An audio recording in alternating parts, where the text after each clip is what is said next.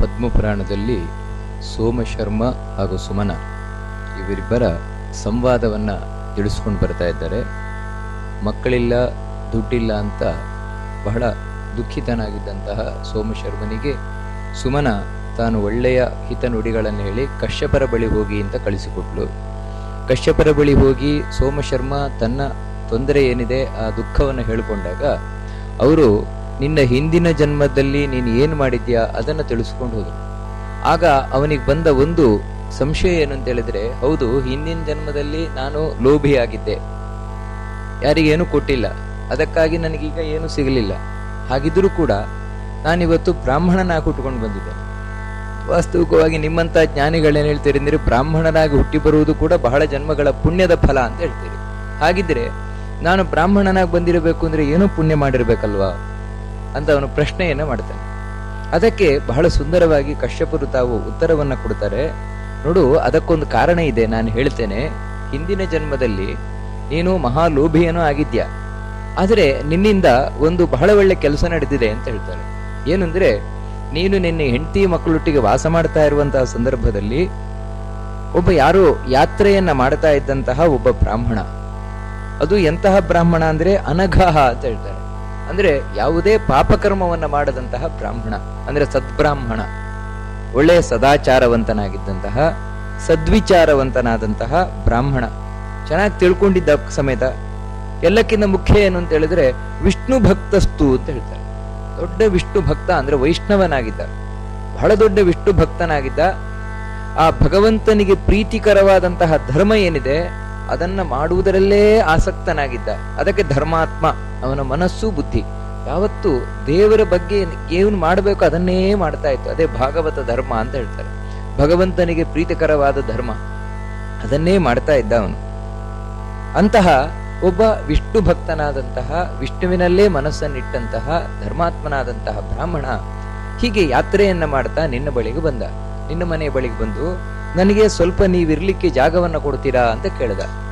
ನೀನು ಬಹಳ ಸಂತೋಷದಿಂದ ಅವನನ್ನ ಸ್ವಾಗತ ಮಾಡಿದ್ಯ. ಅವಾಗ ಸ್ವಾಗತವನ್ನು ಮಾಡಿ, ಬನ್ನಿ, ಯಥೇಷ್ಟವಾಗಿ ನೀವಿರಿ ನನ್ನ ಮನೆಯಲ್ಲಿ ಅಂತ ಅವರಿಗೆ ಕರೆದು ಸ್ವಾಗತ ಮಾಡಿ ಅವರಿಗೆ ಬೇಕಾದ ಸತ್ಕಾರವನ್ನ ಮಾಡಿದ್ಯಾ. ಎಲ್ಲಿವರೆಗೆ ಅಂದ್ರೆ ಅವರ ಕಾಲು ಒತ್ತುವುದರಿಂದ ಹಿಡಿದು ಅವರಿಗೆ ಬೇಕಾದದನ್ನ ಹಾಲು, ಮೊಸರು, ಬೆಣ್ಣೆ, ತುಪ್ಪ ಏನೇನು ಬೇಕು ಎಲ್ಲವನ್ನ ಕೊಟ್ಟಿದ್ದೇನೆ. ಅಷ್ಟು ಮಾತ್ರ ಅಲ್ಲ, ಬರೀ ಕೊಟ್ಟದ್ದು ಮಾತ್ರ ಅಲ್ಲ, ಒಳಗಿನಿಂದ ಬೇಸರವನ್ನು ಮಾಡ್ಕೊಳ್ಳಿಲ್ಲ. ಯಾಕಂದ್ರೆ ಕೆಲವೊಮ್ಮೆ ಏನಾಗುತ್ತೆ ಅಂದ್ರೆ ಹೊರಗಿನಿಂದ ಏನೋ ಕೊಡ್ತೇವೆ, ಆದ್ರೆ ಮನಸ್ಸು ಹೇಳ್ತಾ ಇರ್ತದೆ, ಅಯ್ಯೋ ಯಾಕಾದ್ರೂ ಬಂದಿದ್ದಾರೋ ಏನೋ, ಯಾಕಾದ್ರೂ ಬಂದಿದ್ದಾರೋ ಏನೋ ಅಂತ. ಆ ರೀತಿಯೂ ಇರ್ಲಿಲ್ಲ. ನೀವು ಬಹಳ ಸಂತೋಷದಿಂದಲೇ ಕೊಟ್ಟಿಯಾ. ನೀವು ಬಂದದ್ದು ನನಗೆ ಬಹಳ ಸಂತೋಷ ಆಯ್ತು, ಬಹಳ ಸಂತೋಷ ಆಯ್ತು ಅಂತ ಈ ರೀತಿ ನೀನು ಕಾಯಿಕವಾಗಿ, ವಾಚಿಕವಾಗಿ, ಮಾನಸಿಕವಾಗಿ ಆ ಅತಿಥಿ ಏನು ಬಂದಿದ್ದಾರೆ ಆ ಅತಿಥಿಗಳ ಸತ್ಕಾರವನ್ನ ಮಾಡಿದೀಯ. ಏವಂ ಸಂತೋಷಿತೋ ವಿಪ್ರಹ ತ್ವಯಾ ಚ ಸಹಭಾರ್ಯಯ ಪುತ್ರೈ ಸಾರ್ಧಂ ಮಹಾಭಾಗೋ ವೈಷ್ಣವೋ ಜ್ಞಾನ ಪಂಡಿತ. ಈ ರೀತಿ ನಿನ್ನಿಂದ ನಿನ್ನ ಮಕ್ಕಳು, ಹೆಂಡತಿ, ಇವರೆಲ್ಲರಿಂದಲೂ ಕೂಡ ಆ ಸತ್ಕಾರ ಮಾಡಲ್ಪಟ್ಟಂತಹ, ಸಂತೋಷಗೊಳ್ಳಲ್ಪಟ್ಟಂತಹ ಬ್ರಾಹ್ಮಣ ಏನಿದ್ದಾನೆ, ಮಾರನೇ ದಿನ ಬೆಳಗ್ಗೆ, ಅಂದ್ರೆ ಯಾವತ್ತು ಅವನು ಬಂದ ಇವ್ರ ಮನೆಗೆ, ಅದರ ಮಾರನೇ ದಿನ ಬೆಳಗ್ಗೆ, ಅಥ ಪ್ರಭಾತೆ ಸಂಪ್ರಾಪ್ತೆ ದಿನೇ ಪುಣ್ಯೇ ಸುಭಾಗ್ಯದೆ ಆಷಾಢಸ್ಯತು ಶುದ್ಧಸ್ಯ ಏಕಾದಶಿ ಪಾಪನಾಶಿನಿ. ಮಾರನೇ ದಿನ ಬೆಳಗ್ಗೆ ಅದು ಎಂಥ ದಿನ ಪ್ರಾಪ್ತವಾಗಿತ್ತು ಅಂತ ಹೇಳಿದ್ರೆ ಆಷಾಢ ಶುದ್ಧ ಏಕಾದಶಿ. ಏಕಾದಶಿಯೇ ಬಹಳ ಪುಣ್ಯಪ್ರದವಾದದ್ದು ಅಂತ ಹೇಳ್ತಾರೆ. ಅದನ್ನು ಹೇಳ್ತಾರೆ ಎಂಥದ್ದು ಅಂದ್ರೆ ದಿನೇ ಪುಣ್ಯ, ಆ ದಿನವೇ ಪುಣ್ಯಪ್ರದವಾದ ದಿನ ಅಂತ ಹೇಳಿದ್ರೆ ಪುಣ್ಯ ಕರ್ಮಗಳನ್ನ ಮಾಡಿ ಕೆಲವು ದಿನಗಳಲ್ಲಿ ನಾವು ಪುಣ್ಯವನ್ನು ಗಳಿಸಬೇಕು. ಅಂದ್ರೆ ಇವತ್ತು ಶುಭ ದಿನ, ಒಳ್ಳೆ ದಿನ, ಅದಕ್ಕೆ ಏನ್ ಮಾಡಬೇಕು, ಇವತ್ತು ದಾನ ಮಾಡಬೇಕು, ಅದು ಮಾಡಬೇಕು, ಇದು ಮಾಡಬೇಕು. ಈ ರೀತಿ ಕೆಲವೊಂದು ಕರ್ಮದಿಂದಾಗಿ ಪುಣ್ಯ ಕರ್ಮಗಳಾಗ್ತದೆ. ಆದ್ರೆ ಇದು ಹಾಗಲ್ಲ. ಏಕಾದಶಿ ಎನ್ನುವಂತಹದ್ದು ದಿನವೇ ಪುಣ್ಯಪ್ರದವಾದದ್ದು ಅಂತ ಹೇಳ್ತಾರೆ. ಅವತ್ತಿನ ದಿನವೇ ಪುಣ್ಯಪ್ರದವಾದದ್ದು. ಅವತ್ತು ದೇವರ ಬಗ್ಗೆ ನಾವು ಏನು ಮಾಡ್ತೇವೆ ಎಲ್ಲವೂ ಕೂಡ ಅತ್ಯಂತ ಪುಣ್ಯವನ್ನು ತಂದುಕೊಡುವಂಥದ್ದು. ಅದಕ್ಕೆ ಹೇಳ್ತಾರೆ ಸುಭಾಗ್ಯದೆ, ಒಳ್ಳೆಯ ಭಾಗ್ಯವನ್ನ, ಸಂಪತ್ತನ್ನ, ಸಕಲವನ್ನೂ ತಂದುಕೊಡುವಂತಹದ್ದು, ಮೋಕ್ಷದ ಸಂಪತ್ತಿನವರೆಗೆ ಎಲ್ಲವನ್ನು ತಂದುಕೊಡುವಂತಹದ್ದು ಏಕಾದಶಿ ತಿಥಿ ಅಂತ ಹೇಳ್ತಾರೆ. ಅದರಲ್ಲೂ ಕೂಡ ಆಷಾಢ ಶುದ್ಧ ಏಕಾದಶಿ. ಅವಾಗ ಭಗವಂತ ಮಲಗುತ್ತಾನೆ ಅಂತ ಪುರಾಣಗಳು ಹೇಳ್ತದೆ. ಅಂತಹ ಒಂದು ಏಕಾದಶಿ ಬಂದಿದೆಯಂತೆ. ಸರ್ವ ಪಾತಕ ನಾಶಿನಿ. ಏಕಾದಶಿಯ ದಿನ ಯಾರು ಆ ವ್ರತವನ್ನ ಮಾಡ್ತಾರೆ, ಏಕಾದಶಿ ವ್ರತವನ್ನ ಮಾಡ್ತಾರೆ, ಸಕಲ ಪಾಪಗಳನ್ನು ಅವರು ಕಳ್ಕೊಳ್ತಾರೆ ಅಂತ ಪುರಾಣಗಳು ಶಾಸ್ತ್ರಗಳಲ್ಲಿ, ಇಲ್ಲಿ ಪದ್ಮಪುರಾಣವು ಕೂಡ ತಿಳಿಸ್ಕೊಂಡು ಹೋಗ್ತದೆ. ಆದರೆ ಆ ಏಕಾದಶಿಯ ವ್ರತವನ್ನ ಮಾಡದೇ ಇದ್ರೆ ಸರ್ವ ಪಾತಕ ದಾಯಿನಿ, ಎಲ್ಲ ಏನೇನ್ ಪಾಪಗಳಿದೆ ಬ್ರಹ್ಮಾಂಡದಲ್ಲಿ ಅವೆಲ್ಲ ಪಾಪಗಳು ಬರ್ತದಂತೆ ವ್ಯಕ್ತಿಗೆ. ಅಂದ್ರೆ ಏಕಾದಶಿಯಿಂದ ಎರಡೂ ಸಾಧ್ಯ, ಸಕಲ ಪಾಪಗಳನ್ನು ಕಟ್ಟಿಕೊಳ್ಳಿಕ್ ಸಾಧ್ಯ, ಸಕಲ ಪಾಪಗಳನ್ನು ಕಿತ್ಕೊಳ್ಳಿಕ್ ಸಾಧ್ಯ. ಈ ಎರಡು ಶಕ್ತಿಯು ಏಕಾದಶಿಗಿದೆ ಅಂತ ಹೇಳ್ತಾರೆ. ಅಂತಹ ಏಕಾದಶಿಯ ದಿನ ತಾಂ ಪ್ರಾಪ್ಯ ಚ ತಥೋ ಲೋಕಾಃ ತತ್ಯಜುಹು ಬುದ್ಧಿ ಪಂಡಿತಾಃ ಗೃಹಸ್ಯ ಸರ್ವಕರ್ಮಾಣಿ ವಿಷ್ಣು ಧ್ಯಾನ ರತಾದ್ವಿಜ. ಆ ದಿನ ಯಾವಾಗ ಬರ್ತದೆ, ಏಕಾದಶಿಯ ದಿನ ಯಾವಾಗ ಬರ್ತದೆ, ಅವಾಗ ಲೋಕಾಹ ಜನರು, ಎಂತಹ ಜನರು ಅಂತ ಹೇಳಿದ್ರೆ ಬುದ್ಧಿವಂತರಾದಂತಹ ಜನರು, ಜ್ಞಾನಿಗಳಾದಂತಹ ಜನರು. ಯಾಕೆ ಜ್ಞಾನಿಗಳು ಆದಂತಹ ಜನರು ಪಂಡಿತಾಹ ಅಂತ ಯಾಕೆ ಹೇಳ್ತಾರೆ ಅಂದ್ರೆ, ಜ್ಞಾನಿಗಳು ಅಂತ ಯಾಕೆ ಹೇಳ್ತಾರೆ ಅಂದ್ರೆ, ಏಕಾದಶಿ ಮಾಡ್ತೇನೆ ಎನ್ನುವುದು ಮುಖ್ಯ ಅಲ್ಲ, ಏಕಾದಶಿಯನ್ನ ಯಾಕೆ ಮಾಡಬೇಕು, ಹೇಗೆ ಮಾಡಬೇಕು, ಯಾವತ್ತು ಮಾಡಬೇಕು, ಇದನ್ನೆಲ್ಲ ತಿಳಿದು ಮಾಡಬೇಕು. ಇಲ್ಲದೇ ಇದ್ದ ಪಕ್ಷದಲ್ಲಿ ಏಕಾದಶಿಯಿಂದ ಏನೋ ಯಾರೋ ಹೇಳಿದ್ರು, ಯಾರೋ ಮಾಡಿದ್ರು, ಈ ರೀತಿ ಏನೋ ಒಂದು ಔದಾಸೀನ್ಯದಿಂದ ನಾವು ಏಕಾದಶಿಯನ್ನ ಮಾಡಿದ್ವು ಅಂತ ಹೇಳಿದ್ರೆ, ಯಾವ ರೀತಿ ಯಾರೋ ಕೊಟ್ರು ಅಂತ ಒಂದು ಕುಡಿದು ಬಿಟ್ವು, ಅದೇನು ಅಂತ ನೋಡ್ಲೇ ಇಲ್ಲ, ಅದು ಹಾಲೋ ಅದರಲ್ಲಿ ವಿಷ ಬೆರೆಸಿದೆಯೋ ಏನು ನೋಡ್ಲಿಲ್ಲ, ಕಣ್ಣು ಮುಚ್ಚಿಕೊಂಡು ಕುಡಿದು ಬಿಟ್ವು. ಹಾಗಂದ್ರೆ ನಾಳೆ ಪ್ರಾಣ ಹೋಗ್ಬೋದು, ಯಾಕಂದ್ರೆ ಆ ಹಾಲಲ್ಲಿ ವಿಷ ಬೆರೆಸಿದ್ರೆ ಅಥವಾ ಆ ಹಾಲಲ್ಲಿ ಬೇರೆ ಇದ್ರೆ. ಅದಕ್ಕೋಸ್ಕರ ನಾವು ಏನನ್ನು ಮೊದಲು ಸ್ವೀಕಾರ ಮಾಡಬೇಕಾದ್ರೆ ಮೊದಲು ನೋಡ್ಕೊಳ್ತೇವೋ ಇಲ್ವೋ, ಏನಂತ ಹೇಳಿದ್ರೆ ಅದರಲ್ಲಿ ಏನಿದೆ, ನಮಗೆ ಆಪ್ತರಾದವರು ಕೊಟ್ರೆ ನಾವು ಸ್ವೀಕಾರ ಮಾಡ್ತೇವೆ, ಇಲ್ದಿದ್ರಿಲ್ಲ, ಇಲ್ದ್ರೆ ನಾವು ಅದನ್ನು ನೋಡ್ತೇವೆ ಇದು ಸ್ವೀಕಾರಾರ್ಹವೋ ಇಲ್ವೋ ಅಂತ. ಹಾಗೆಯೇ ಏಕಾದಶಿ ವ್ರತವನ್ನ ಮಾಡುವುದಕ್ಕಿಂತ ಮುಂಚೆ ಯೋಚನೆಯನ್ನ ಮಾಡ್ಬೇಕಂತ. ಇದನ್ನ ಬೇರೆ ಪುರಾಣಗಳು, ವರಾಹ ಪುರಾಣದಲ್ಲಿ ವರಾಹ ದೇವರು ಬಹಳ ಸ್ಪಷ್ಟವಾಗಿ ತಿಳಿಸ್ಕೊಂಡು ಹೋಗ್ತಾರೆ. ಏಕಾದಶಿ ವ್ರತ ಅನ್ನುವಂತಹದ್ದೇನಿದೆ ಅದು ನನ್ನ ಭಕ್ತನಾದವನ ಮುಖ್ಯ ಲಕ್ಷಣ ಅಂತ. ಯಾರು ವಿಷ್ಣುವಿನ ಕೃಷ್ಣನ ಭಕ್ತ ಇದ್ದಾನೆ, ಅವನನ್ನ ಭಕ್ತ ಅಂತ ನಾನು ಸ್ವೀಕಾರ ಮಾಡುವುದೇ ಏಕಾದಶಿಯ ಮೂಲಕ. ಅಂದ್ರೆ ಏಕಾದಶಿ ಅನ್ನುವಂತಹದ್ದು ಐಡೆಂಟಿಟಿ, ಅದು ಗುರುತು, ಕೃಷ್ಣನ ಭಕ್ತನ ಗುರುತು. ಅಂದ್ರೆ ನಾವು ಕೃಷ್ಣ ಭಕ್ತರು, ವಿಷ್ಣುವಿನ ಭಕ್ತರು ಅಂತ ಹೇಳುದು ಮುಖ್ಯ ಅಲ್ಲ, ದೇವರು ನನ್ನ ಭಕ್ತ ಇವನು ಅಂತ ಪರಿಗಣನೆ ಮಾಡ್ಬೇಕಲ್ವ. ಅದು ಯಾವಾಗ ಪರಿಗಣನೆ ಮಾಡ್ತಾನೆ ಅಂತ ಹೇಳಿದ್ರೆ, ಮೊದಲನೆಯದಾಗಿ ಏಕಾದಶಿ ವ್ರತವನ್ನ ಮಾಡಬೇಕು. ಅಂದ್ರೆ ಭಗವಂತನಿಗಾಗಿ ಸರ್ವಸ್ವವನ್ನ ತ್ಯಾಗ ಮಾಡು. ಅವತ್ತಿನ ದಿನ ಅದಕ್ಕೆ ಹೇಳ್ತಾರೆ ಗೃಹಸ್ಯ ಸರ್ವಕರ್ಮಾಣಿ. ಅವತ್ತು ಬೇರೆ ಎಲ್ಲ ಮನೆಯ ಕೆಲಸ ಕಾರ್ಯಗಳನ್ನೆಲ್ಲ ಬಿಟ್ಟು ದೇವರನ್ನೇ ಧ್ಯಾನ ಮಾಡ್ತಾ ಕೂರಬೇಕು. ಅಂದ್ರೆ ಅವತ್ತು ಏಕಾದಶಿ ಉಪವಾಸವನ್ನ ಯಾಕೋಸ್ಕರ ಮಾಡಬೇಕು ಅಂತ ಹೇಳಿದ್ರೆ, ಅಡುಗೆ ಮಾಡ್ಲಿಕ್ಕೂ ಟೈಮನ್ನ ವೇಸ್ಟ್ ಮಾಡಬಾರದು, ಆಹಾರ ತಯಾರು ಮಾಡ್ಲಿಕ್ಕೂ ಟೈಮನ್ನ ವೇಸ್ಟ್ ಮಾಡಬಾರ್ದು. ಯಾಕಂದ್ರೆ ಅಷ್ಟು ಹೊತ್ತು ದೇವರಿಂದ ನಾವು ದೂರ ಹಾಕ್ಬಿಡ್ತೇವಲ್ವ. ಅದಕ್ಕೋಸ್ಕರ ಪ್ರತಿ ಕ್ಷಣವೂ ಯಾವ ದಿನ ದೇವರದ್ದೇ ಚಿಂತನೆ ಮಾಡ್ತಾ ಕೂರಬೇಕು ಅಂತಹ ದಿನ ಅದು ಏಕಾದಶಿ ದಿನ. ಅದನ್ನ ಹೀಗೆ ಮಾಡಬಾರದು ಅಂತ ಹೇಳ್ತಾರೆ. ಪ್ರಮಾದಾತ್ ಮತ್ಸರ ಲೋಭಾತ್, ಇದು ವರಾಹ ದೇವರು ಹೇಳುವಂತಹ ಮಾತು. ಧರಣಿ ದೇವಿ ತನ್ನ ಪತ್ನಿಗೆ ಲಕ್ಷ್ಮಿಗೆ, ಯಾರು ತಪ್ಪಾಗಿ ಏಕಾದಶಿಯನ್ನ ಮಾಡ್ತಾರೆ ಅಥವಾ ಹೊಟ್ಟೆಗಿಚ್ಚಿನಿಂದ ಅವ್ರು ಮಾಡಿದಾಗ ನಾವು ಮಾಡಬಾರದು, ನಾವು ಬೇರೆನೇ ಮಾಡಬೇಕು, ಈ ರೀತಿ ಮಾಡ್ತಾರೆ. ಅಥವಾ ಲೋಭಿತನದಿಂದ ಮಾಡ್ತಾರೆ, ಅಂದ್ರೆ ದುರಾಸೆಯಿಂದ ಅಂತ ಹೇಳಿದ್ರೆ ನಾವ್ ಹೇಳ್ದಾಗೇ ಆಗಬೇಕು, ನಾವ್ ಹೇಳ್ದಾಗೆ ನಡೆ, ಈ ರೀತಿಯಿಂದ ಯಾರು ಮಾಡ್ತಾರೆ ಅಂದ್ರೆ ಪೂರ್ವಾಗ್ರಹ ಪೀಡಿತರಾಗಿ, ಭಯದಿಂದಲೋ ಅವ್ರು ಏನ್ ಹೇಳ್ತಾರೇನೋ ಇವರೇನ್ ಹೇಳ್ತಾರೇನೋ, ಅದಕ್ಕೋಸ್ಕರ ಅಲ್ಲ ಎಲ್ರು ಒಂದು ಮಾಡ್ಬೇಕಾದ್ರೆ ನಾವೊಂದು ಮಾಡಿದ್ರೆ ನಮ್ಮ ಮರ್ಯಾದೆ ಹೋಗ್ತದಲ್ವ, ಅದಕ್ಕೆ ಏನಾದ್ರೆ ಆಗ್ಲಿ ಎಲ್ರು ಮಾಡಿದಾಗ ಮಾಡಿಬಿಡುದು.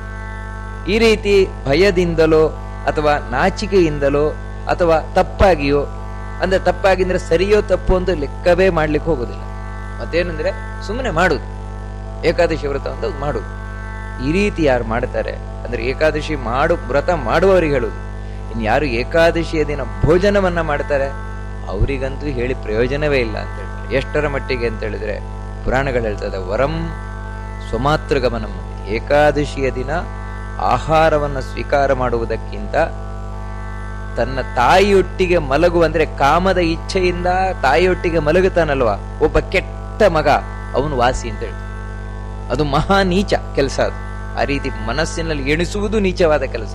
ಹೆತ್ತ ತಾಯಿಯೊಂದಿಗೆ ನಾನು ಮಲಗುತ್ತೇನೆ ಅಂದ್ರೆ ಕಾಮುಕ ಭಾವನೆಯಿಂದ ಮಲಗುತ್ತೇನೆ ಅಂತ ಇಚ್ಛಿಸುವುದು. ಆದ್ರೆ ಏಕಾದಶಿಯ ದಿನ ಅನ್ನವನ್ನ ಆಹಾರವನ್ನ ತಿನ್ನುವುದಕ್ಕಿಂತ ಅದು ವಾಸಿ ಅಂತ ಹೇಳ್ತಾರೆ. ಅಂದ್ರೆ ಅದರಲ್ಲಿ ಅಷ್ಟು ಪಾಪ ಬರ್ಲಿಕ್ಕಿಲ್ಲ. ಏಕಾದಶಿಯ ದಿನ ಊಟ ಮಾಡಿದ್ರೆ ಅಥವಾ ಆಹಾರ ತಿಂದ್ರೆ ಎಷ್ಟು ಪಾಪ ಬರ್ತದೋ ಅಷ್ಟು ಪಾಪ ಅದರಲ್ಲೂ ಬರೋಲ್ಲ. ವರಂ ಗೋಮಾಂಸ ಭಕ್ಷಣಂ. ಗೋವಿನ ಮಾಂಸ ತಿಂದರೂ ಕೂಡ ಅಷ್ಟು ಪಾಪ ಬರ್ಲಿಕ್ಕಿಲ್ಲ, ಎಷ್ಟು ಅಂದ್ರೆ ಏಕಾದಶಿಯ ದಿನ ಆಹಾರವನ್ನು ಸ್ವೀಕಾರ ಮಾಡುವುದಕ್ಕಿಂತ. ವರಂ ಹತ್ಯಾ ಸುರಾಪಾನಂ, ಏಕಾದಶಿಯನ್ನ ಭಕ್ಷಣ ಆದಂತೆ. ಸುರಾಪಾನ, ಬ್ರಾಹ್ಮಣನಾಗಿ ಸುರಾಪಾನ ಮಾಡಿದ್ರು ಕೂಡ, ಬ್ರಾಹ್ಮಣನಾಗಿ ಕೊಲೆ ಸುಲಿಗೆ ಮಾಡಿದ್ರು ಕೂಡ ಅಷ್ಟು ಪಾಪ ಬರ್ಲಿಕ್ಕಿಲ್ಲ. ಎಷ್ಟು ಅಂದ್ರೆ ಏಕಾದಶಿಯ ದಿನ ಆಹಾರ ಸ್ವೀಕಾರ ಮಾಡಿದ್ರೆ ಎಷ್ಟು ಪಾಪ ಬರ್ತದೋ ಅಷ್ಟು ಬೇರೆ ಯಾವ್ದ್ರಿಂದಲೂ ಬರ್ಲಿಕ್ಕಿಲ್ಲ. ಯಾಕಂತ ಹೇಳಿದ್ರೆ ಏಕಾದಶಿ ತಿಥಿ ಬಂತು ಅಂತ ಹೇಳಿದ್ರೆ ಆಹಾರ ಯಾಕೆ ಬಿಡ್ಬೇಕವತ್ತು ಅಂತ ಹೇಳ್ತಾರೆ ಅಂದ್ರೆ ಬೇರೆ ಯಾವ ಕಾರಣದಿಂದಲಲ್ಲ, ಹರಿಯ ದಿನದಲ್ಲಿ ಅಂದ್ರೆ ಏಕಾದಶಿಯ ದಿನದಲ್ಲಿ ಅನ್ನಮಾಶ್ರಿತ್ಯ ತಿಷ್ಠಂತಿ ಬ್ರಹ್ಮಾಂಡಾಂತರ್ಗತಾನಿಚ ಯಾನಿ ಪಾಪಾನಿ, ಯಾವ ಯಾವ ಪಾಪಗಳು ಅಂತಿದೆ ಅವೆಲ್ಲ ಏಕಾದಶಿಯ ದಿನ ಅನ್ನವನ್ನ ಆಶ್ರಯಿಸಿಕೊಂಡು ಕೂತಿರ್ತವೆ, ಆಹಾರ ಪದಾರ್ಥದಲ್ಲಿರ್ತದೆ. ಅಂದ್ರೆ ಬೇರೆ ದಿನ ನಾವು ಪಾಪ ಕರ್ಮವನ್ನ ಮಾಡಿ ಅಂದ್ರೆ ಕೊಲೆಯನ್ನು ಸುಲಗೆಯನ್ನು ಹೊಡೆದು ಏನೋ ಮಾಡಿ ಪಾಪವನ್ನ ಕಟ್ಟಕೊಂಡ್ರೆ, ಏಕಾದಶಿ ದಿನ ಕೇವಲ ಅನ್ನವನ್ನು ಆಹಾರವನ್ನು ಸ್ವೀಕಾರ ಮಾಡಿದ್ರೆ ಈ ಎಲ್ಲಾ ಪಾಪ ಒಟ್ಟಿಗೆ ಬರ್ತದೆ. ಕಣ್ಣಿಗೇನು ಕಾಣಲ್ಲ, ಆದ್ರೆ ಮನಸ್ಸಿನ ಮೇಲೆ, ನಮ್ಮ ಜೀವನದ ಮೇಲೆ ಆಗುವ ಪರಿಣಾಮ ಮಾತ್ರ ನಮಗೆ ಗೊತ್ತಾಗಲ್ಲ. ಅದಕ್ಕಾಗಿಯೇ ಏಕಾದಶಿ ದಿನ ಆಹಾರ ಸ್ವೀಕಾರ ಮಾಡಲೇಬಾರದು ಅಂತ ಹೇಳ್ತಾರೆ. ಆದ್ರೆ ಮಾಡಬಾರದು ಅಂತ ಹೇಳಿ ಉಪವಾಸ ಮಾಡುವವರು ಕೂಡ ಯದ್ವಾ ತದ್ವಾ ಯಾವತ್ತೋ ಒಂದು ದಿನ ಮಾಡ್ಲಿಕ್ಕಿಲ್ಲ. ಮತ್ತೆ ಏಕಾದಶಿ ತಿಥಿಯನ್ನ ಚೆನ್ನಾಗಿ ತಿಳ್ಕೊಂಡು ಮಾಡಬೇಕು ಅಂತ ಹೇಳ್ತಾರೆ. ಚೆನ್ನಾಗಿ ತಿಳ್ಕೊಳ್ಳೋದು ಅಂತ ಹೇಳಿದ್ರೆ ಯಾವ ರೀತಿ, ಅದಕ್ಕೆ ನಾವೆಲ್ಲ ಅದಕ್ಕೆ ಬೇರೆ ಬೇರೆ ಉಪಾಯಗಳನ್ನ ಕಂಡ್ಕೊಂಡ್ ಬಿಟ್ಟಿರ್ತೇವೆ. ಏನಂದ್ರೆ ನಮ್ ಗುರುಮಠ ಮಾಡಿದಾಗ ಮಾಡಿಬಿಡುದು, ಅಥವಾ ನಮ್ಮ ಊರಿನ ದೇವಸ್ಥಾನ ಮಾಡಿದಾಗ ಮಾಡಿಬಿಡುದು, ಅಥವಾ ನಮ್ಮ ಪುರೋಹಿತರು ಹೇಳಿದಾಗ ಮಾಡಿಬಿಡುದು. ಯಾಕಂತ ಹೇಳಿದ್ರೆ ಅಥವಾ ಪಂಚಾಂಗದಲ್ಲಿ ಇರ್ತದಲ್ವ ಆ ರೀತಿ ಮಾಡಿಬಿಡುದು. ಈ ರೀತಿ ಅಂದ್ರೆ ಇಲ್ಲಿ ನಾವು ವಾಸ್ತವಿಕವಾಗಿ ತಪ್ಪೋ ಸರಿಯೋ ಅಂತ ವಿಚಾರ ಇಲ್ಲ. ಮತ್ತೆ ಏನಂದ್ರೆ ಬರೀ ನಂಬಿಕೆ, ನಂಬಿಕೆ ಅಷ್ಟೇ ಇಲ್ಲಿ ಕೆಲಸ ಮಾಡುವಂತದ್ದು. ಗುರುಮಠದ ಮೇಲೆ ನಂಬಿಕೆ, ದೇವಸ್ಥಾನದ ಮೇಲೆ ನಂಬಿಕೆ, ಪಂಚಾಂಗದ ಮೇಲೆ ನಂಬಿಕೆ. ನಂಬಿಕೆ ಇಡುವುದು ತಪ್ಪೇನಲ್ಲ. ಯಾಕಂದ್ರೆ ಗುರುಗಳ ಮೇಲೆ, ಗುರುಮಠದ ಮೇಲೆ ನಂಬಿಕೆ ಬೇಕೇ ಬೇಕು.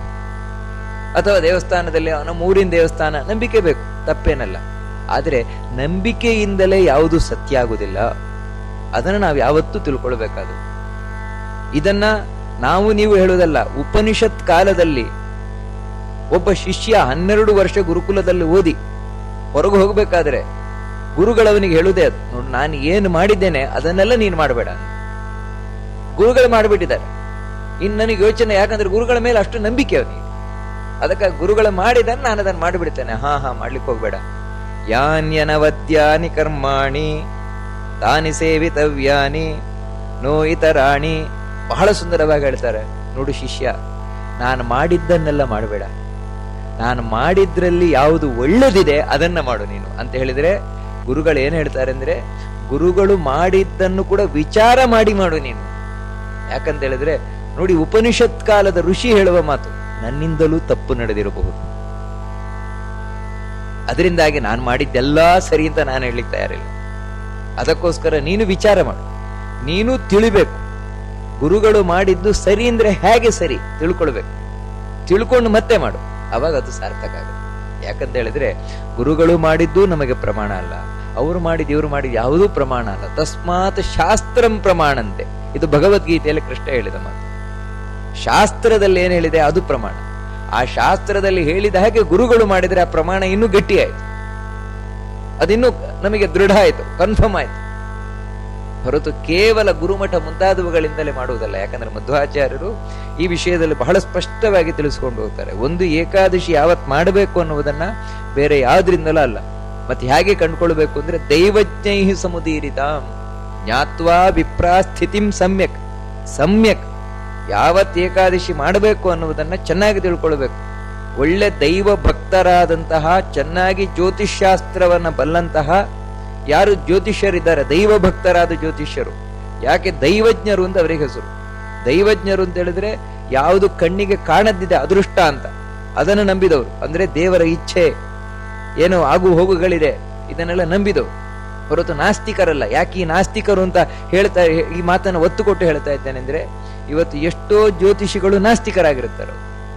ಅದರ ಫಲವಾಗಿಯೇ ಅವರು ಹಿಂದಿನ ಋಷಿಮುನಿಗಳಿಗೆ ಏನೂ ಗೊತ್ತಿರಲಿಲ್ಲ. ಅಂದ್ರೆ ಈ ಆಧುನಿಕ ವಿಜ್ಞಾನದ ಪ್ರಭಾವದಿಂದಾಗಿ ಆಧುನಿಕ ವಿಜ್ಞಾನವನ್ನೇ ತಾವು ಗಣಿತಕ್ಕೆ ಅಳವಡಿಸಿಕೊಂಡು ಆ ಆಧುನಿಕ ವಿಜ್ಞಾನದ ವಾದವನ್ನೇ ಮಂಡಿಸ್ತಾರೆ. ನಿಮ್ಗೆ ಆಶ್ಚರ್ಯ ಆಗಬಹುದು, ಆದ್ರೆ ಅದನ್ನೇ ಹೇಳ್ತಾರೆ, ಹಿಂದಿನವರಿಗೆ ಗೊತ್ತಿರಲಿಲ್ಲ ಋಷಿಮುನಿಗಳಿಗೆ ಗೊತ್ತಿರಲಿಲ್ಲ. ಜ್ಞಾನಿಗಳಿಗೆ, ಮಧ್ವಾಚಾರ್ಯರು ಮುಂತಾದ ಜ್ಞಾನಿಗಳಿಗೆ ಗೊತ್ತಿರಲಿಲ್ಲ. ಅದಕ್ಕಾಗಿ ನಾವಿವತ್ತು ಆ ಹಳೆಯದ್ದನ್ನ ಬಿಟ್ಟು ನವೀನ, ಅದಕ್ಕೆ ಹೆಸರೇ ನವೀನ ದೃಗ್ಗಣಿತ ಅಂತ. ಕಾರಣ ಏನಂತ ಹೇಳಿದ್ರೆ ಅದು ಪ್ರಾಚೀನ ಅಲ್ಲ ಅಂತ ಹೇಳುವುದು ಸ್ಪಷ್ಟ. ಈ ರೀತಿ ನಾಸ್ತಿಕವಾದವನ್ನ ಮಂಡಿಸುವವರು ಇದ್ದಾರೆ. ಅದಕ್ಕೋಸ್ಕರ ಅಂಥದ್ದೆಲ್ಲ ಕೇಳಲಿಕ್ಕೆ ಇಲ್ಲ. ಯಾರು ಋಷಿಮುನಿಗಳ ಮಾತಿನಲ್ಲಿ ನಂಬಿಕೆಯನ್ನಿಟ್ಟಿದ್ದಾರೆ, ಅವರ ಆಚರಣೆಯಲ್ಲಿ ನಂಬಿಕೆಯನ್ನಿಟ್ಟಿದ್ದಾರೆ, ಮಧ್ವಾಚಾರ್ಯರ ಮುಂತಾದ ಜ್ಞಾನಿಗಳ ಆಚರಣೆಯಲ್ಲಿ ನಂಬಿಕೆಯನ್ನಿಟ್ಟಿದ್ದಾರೆ, ಅವರು ಅಂತಹ ಜ್ಯೋತಿಷ್ಯರ ಹತ್ರ ಚೆನ್ನಾಗಿ, ಅದು ಗಣಿತ ಭಾಗವನ್ನ ಚೆನ್ನಾಗಿ ತಿಳಿದವರ ಹತ್ರ ವಿಮರ್ಶೆ ಮಾಡಿ ಮತ್ತೆ ನಾವದನ್ನು ಆಚರಣೆಗೆ ತರಬೇಕು. ಏಕಾದಶಿ ತಿಥಿಯನ್ನ ತಾನು ಮಾಡಬೇಕು ಅಂತ ಹೇಳ್ತಾರೆ. ಯಾವುದು ಯಾಕಂತ ಹೇಳಿದ್ರೆ ಜ್ಯೋತಿಷಿಗಳು ಹೇಳಿದ ಕೂಡಲಲ್ಲ ಅದು ಹೇಗೆ ಸರಿ, ನಾವು ಪ್ರಶ್ನೆ ಮಾಡ್ಬೇಕು ಅವ್ರ ಹತ್ರ. ಯಾಕಂದ್ರೆ ತಿಥಿ ಅನ್ನುವಂಥದ್ದು ಮಠಕ್ಕೆ ಸರಿಯಾಗಿ ಬರುವುದಲ್ಲ, ದೇವಸ್ಥಾನಕ್ಕೆ ಸರಿಯಾಗಿ ಬರುವುದಲ್ಲ. ಮತ್ತೆ ತಿಥಿ ಅನ್ನುವುದು ಸೂರ್ಯ ಚಂದ್ರರ ವ್ಯತ್ಯಾಸ. ಸೂರ್ಯನಿಗೂ ಚಂದ್ರನಿಗೂ ಮಧ್ಯದಲ್ಲಿ ಏನು ವ್ಯತ್ಯಾಸ ಬರ್ತದೆ, ಆ ವ್ಯತ್ಯಾಸದಿಂದಾಗಿ ತಿಥಿ ಆಗುವಂಥದ್ದು. ಅಂದ್ರೆ ಅದರ ಹಿಂದೆ ಒಂದು ವೈಜ್ಞಾನಿಕವಾದ ಕಾರಣ ಇದೆ, ಬರೀ ಮೂಢನಂಬಿಕೆ ಅಲ್ಲ. ಏಕಾದಶಿ ತಿಥಿ ಅಂತ ಹೇಳಿದ್ರೆ ಏನೋ ಕಣ್ಣು ಮುಚ್ಚಿಕೊಂಡು ಯಾವುದೋ ಒಂದಿನ ಮಾಡುವುದು ಅಂತ ಅರ್ಥ ಅಲ್ಲ. ಅದಕ್ಕೊಂದು ಗಣಿತ ಇದೆ, ಗಣಿತದ ಲೆಕ್ಕಾಚಾರ ಇದೆ. ಆ ಗಣಿತದ ಲೆಕ್ಕಾಚಾರ ಪ್ರಕಾರವೇ ಮಾಡಬೇಕು ಅದನ್ನ. ಅಂದ್ರೆ ಏನ್ ಗಣಿತ ಲೆಕ್ಕಾಚಾರ ಅಂತ ಹೇಳಿದ್ರೆ, ಗಣಿತದಲ್ಲಿ ರೇಖಾಗಣಿತ ಮುಂತಾದವುಗಳನ್ನ ನಾವು ನೋಡಿರ್ತೇವೆ. ಒಂದು ವೃತ್ತದಲ್ಲಿ 360 ಡಿಗ್ರಿ ಅಂತ ನೋಡಿರ್ತೇವೆ. ಸೂರ್ಯ ಚಂದ್ರರಿಬ್ಬರು ಕೂಡ ಅಮಾವಾಸ್ಯೆಯ ದಿನ ಒಂದೇ ಒಟ್ಟಿಗಿರ್ತಾರೆ. ಅದಕ್ಕೆ ಅವತ್ತು ಅಮಾವಾಸ್ಯ ಅಂತ ಹೆಸರು. ಅಮ ಅಂದ್ರೆ ಒಟ್ಟಿಗೆ ವಾಸ ಮಾಡ್ತಾರೆ ಅವತ್ತು. ಮಾರನೇ ದಿನ ಪಾಡ್ಯ ಅಂತ ನಾವು ಯಾಕೆ ಕರಿತೇವೆ ಅಂತ ಹೇಳಿದ್ರೆ, ಸೂರ್ಯನನ್ನ ಬಿಟ್ಟು ಚಂದ್ರ, ಅಂದ್ರೆ ಚಂದ್ರನ ವೇಗ ಹೆಚ್ಚು ಸೂರ್ಯನಿಗೆ ಹೋಲಿಸಿದ್ರೆ.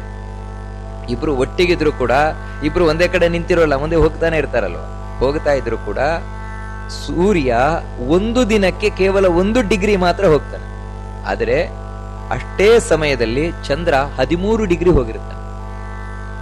ಅಮಾವಾಸ್ಯೆ ಇಬ್ರು ಒಟ್ಟಿಗೆ ಇದ್ದವರು ಮಾರನೇ ದಿನಕ್ಕಾಗಬೇಕಾದ್ರೇನೆ ಸೂರ್ಯ 1 ಡಿಗ್ರಿ ಹೋದ, ಚಂದ್ರ 13 ಡಿಗ್ರಿ ಹೋದ. ಅಂದ್ರೆ ಸೂರ್ಯ ಚಂದ್ರರ ಮಧ್ಯದಲ್ಲಿ ವ್ಯತ್ಯಾಸ 12 ಡಿಗ್ರಿ ಆಯ್ತು. ಇದೇ ಒಂದು ತಿಥಿ ಅಂತ ಕರೆಯುವುದು. ಈ 12 ಡಿಗ್ರಿಯೇ ಒಂದು ತಿಥಿ. ಈ ರೀತಿ 12 ಡಿಗ್ರಿ ಆಗ್ತಾ ಬಿದಿಗೆ ತದಿಗೆ ಚೌತಿ ಈ ರೀತಿ ತಿಥಿಗಳಂದ್ರೆ ಇದಕ್ಕೊಂದು ಸರಿಯಾದಂತ ಗಣಿತದ ಲೆಕ್ಕಾಚಾರ ಇದೆ.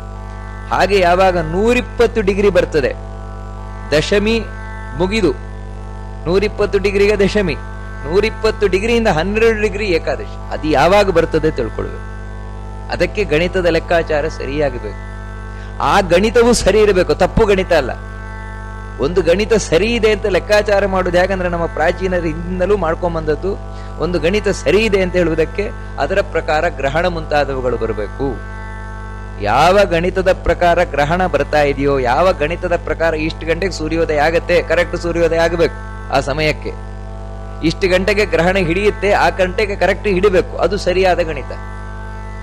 ಅಂತಹ ಗಣಿತವನ್ನ ತಾನು ಲೆಕ್ಕಾಚಾರ ಮಾಡಿ, ಅದು ಹಿಂದಿನವ್ರು ಯಾವ ರೀತಿ ಆಚರಣೆ ಮಾಡ್ಕೊಂಡು ಬಂದಿದ್ದಾರೆ ಅದೇ ರೀತಿ ಇರಬೇಕು, ಅದರ ಪ್ರಕಾರ ಗ್ರಹಣಾದಿಗಳೆಲ್ಲ ಬರಬೇಕು. ಆ ರೀತಿ ಗಣಿತವನ್ನ ತಾನು ಆಶ್ರಯಿಸಿ ಏಕಾದಶಿಯನ್ನ ಮಾಡಬೇಕು. ಅದಕ್ಕೆ ಹೇಳಿದ್ದು ಬುದ್ಧಿ ಪಂಡಿತಾಹ ಅಂತ.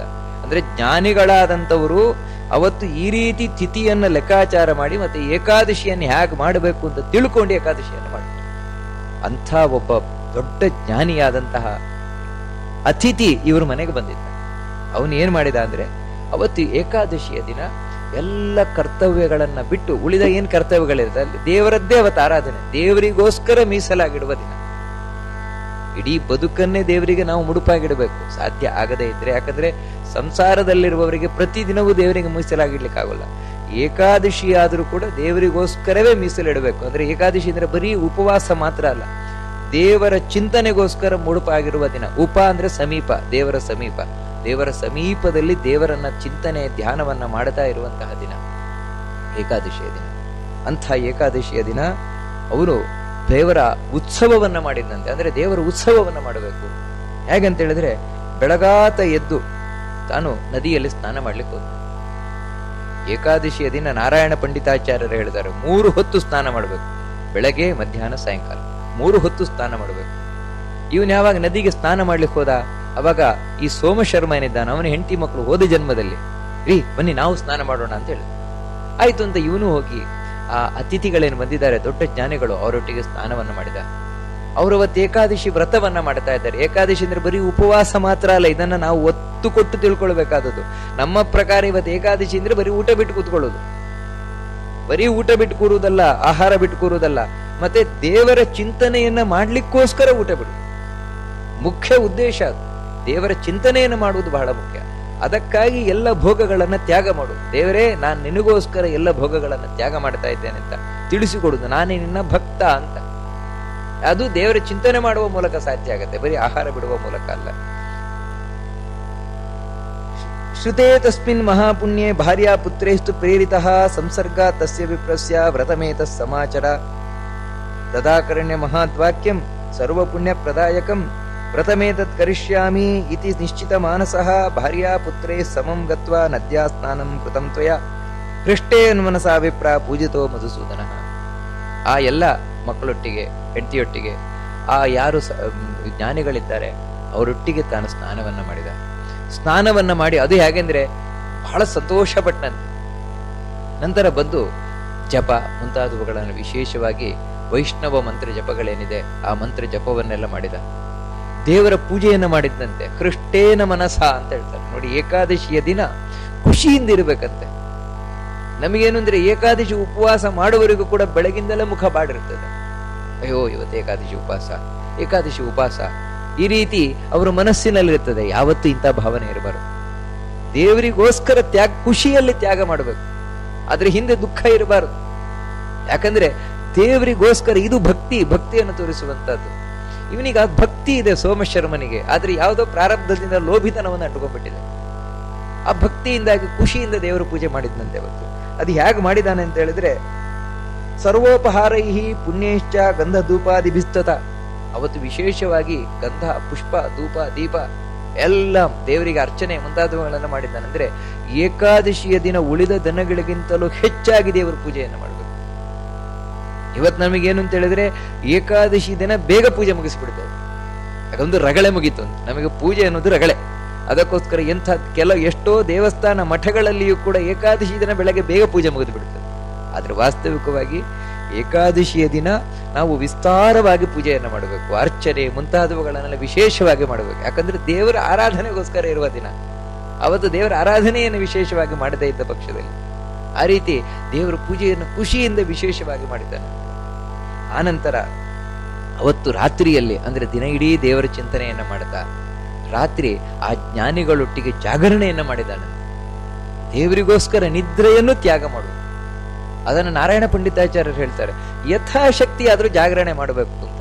ನಿನ್ ಕೈಲಿ ಎಷ್ಟು ಯಾಮ ಸಾಧ್ಯ ಉಂಟು ಅಷ್ಟು ಯಾಮ ಆದ್ರೂ ಕಡೆಗೊಂದು 9 ಗಂಟೆವರೆಗಾದ್ರೂ ಕೂತ್ಕೋ, 12 ಗಂಟೆವರೆಗಾದ್ರೂ ಜಾಗರಣೆ ಮಾಡು. ಈ ರೀತಿ ಎಷ್ಟು ಸಾಧ್ಯ ಉಂಟು ಸಂಪೂರ್ಣ ಮಾಡಿದ್ರೆ ಒಳ್ಳೇದೆ. ಆದ್ರೆ ಜಾಗರಣೆ ಅಂದ್ರೆ ಬರೀ ನಿದ್ರೆ ಮಾಡದೇ ಇರೋದಲ್ಲ, ದೇವರ ಚಿಂತನೆಯನ್ನ ಮಾಡ್ತಾ ಇರೋದು. ದೇವರ ಚಿಂತನೆ ಎನ್ನುವುದು ಬರೀ ಹೊರಗಿನಿಂದ ಮಾತ್ರ ಅಲ್ಲ, ಒಳಗಿನಿಂದ. ಯಾಕಂದ್ರೆ ಚಿಂತನೆ ಎನ್ನುವುದು ಒಳಗಿನಿಂದ, ಮನಸ್ಸಿನಿಂದ. ನಾವು ಹೊರಗಿನಿಂದ ಜಾಗರಣೆ ಮಾಡ್ತೇವೆ ಅಂತ ಕೂರ್ತೇವೆ, ಭಜನೆ ಸ್ತೋತ್ರ ಗೀತ್ರ ಎಲ್ಲ, ಆದ್ರೆ ಒಳಗಿನಿಂದ ನಿದ್ರೆ ಮಾಡ್ತಾ ಇರ್ತೇವೆ. ಇದು ಪ್ರಯೋಜನ. ಯಾವತ್ತು ದೇವರ ಚಿಂತನೆ ಒಳಗಿನಿಂದ ಮಾಡಬೇಕು, ಅದು ಬಹಳ ಮುಖ್ಯವಾಗಿ. ಅಂದ್ರೆ ಉಪವಾಸ ದೇವರ ಹತ್ತಿರ ಇರ್ಲಿಕ್ಕೆ ಸಾಧ್ಯ ಹೊರಗಿನಿಂದಲ್ಲ, ಒಳಗಿನಿಂದ. ಮನಸ್ಸಿನ ಮೂಲಕ ದೇವರ ಹತ್ತಿರ ಇರ್ಲಿಕ್ಕೆ ಸಾಧ್ಯ, ಬೇರೆ ಯಾವ ರೀತಿಯಿಂದಲೂ ಸಾಧ್ಯ ಇಲ್ಲ. ಹಾಗೆ ನೀನು ಹೋದ ಜನ್ಮದಲ್ಲಿ ಏಕಾದಶಿ ಉಪವಾಸ ಮಾಡಿದ್ಯಾ, ರಾತ್ರಿ ಜಾಗರಣೆ ಮಾಡಿದ್ಯಾ? ಅವತ್ತು ರಾತ್ರಿ ಆ ಜ್ಞಾನಿಗಳೇನಿದ್ದಾರೆ ಏಕಾದಶಿಯ ಮಹಾತ್ಮೆಯನ್ನು ಹೇಳಿದ್ರು, ಅದನ್ನೆಲ್ಲ ಕೇಳಿದ್ಯಾ ನೀನು? ಏಕಾದಶಿ ದಿನ ಉಪವಾಸವನ್ನ ಮಾಡುವುದರಿಂದ, ಜಾಗರಣೆ ಮಾಡುವುದರಿಂದ, ದಾನ ಪ್ರತಿಯೊಂದಕ್ಕೂ ಎಷ್ಟು ಫಲ ಉಂಟು ಅದನ್ನೆಲ್ಲ ತಿಳಿಸಿಕೊಟ್ರು. ಯಾಕಂದ್ರೆ ಅದು ದೇವರ ದಿನ. ದೇವರು ವಿಶೇಷವಾಗಿ 15 ತಿಥಿಗಳೇನಿದೆ ಎಲ್ಲಾ ತಿಥಿಗಳು ದೇವರಿಗೆ ಸೇರಿದ್ದದ್ದು. ಆದ್ರೆ ಒಂದೊಂದು ತಿಥಿಗಳನ್ನು ಒಬ್ಬೊಬ್ಬರಿಗೆ ಕೊಟ್ಟ, ಒಬ್ಬೊಬ್ಬ ದೇವತೆಗೆ ಕೊಟ್ಟ. ದಶಮಿ, ಏಕಾದಶಿ, ದ್ವಾದಶಿ ಈ 3 ಮಾತ್ರ ತಾನೇ ಇಟ್ಕೊಂಡ. ಅದರಲ್ಲಿಯೂ ಕೂಡ ಏಕಾದಶಿ ಅನ್ನುವಂಥದ್ದೇನಿದೆ ಅದು ಸಾಲಿಗ್ರಾಮ ಇದ್ದಾಗೆ, ಸಂಪುಟ ಇದ್ದಾಗೆ ದಶಮಿ ಹಾಗೂ ದ್ವಾದಶಿ ಅನ್ನುವಂಥದ್ದು.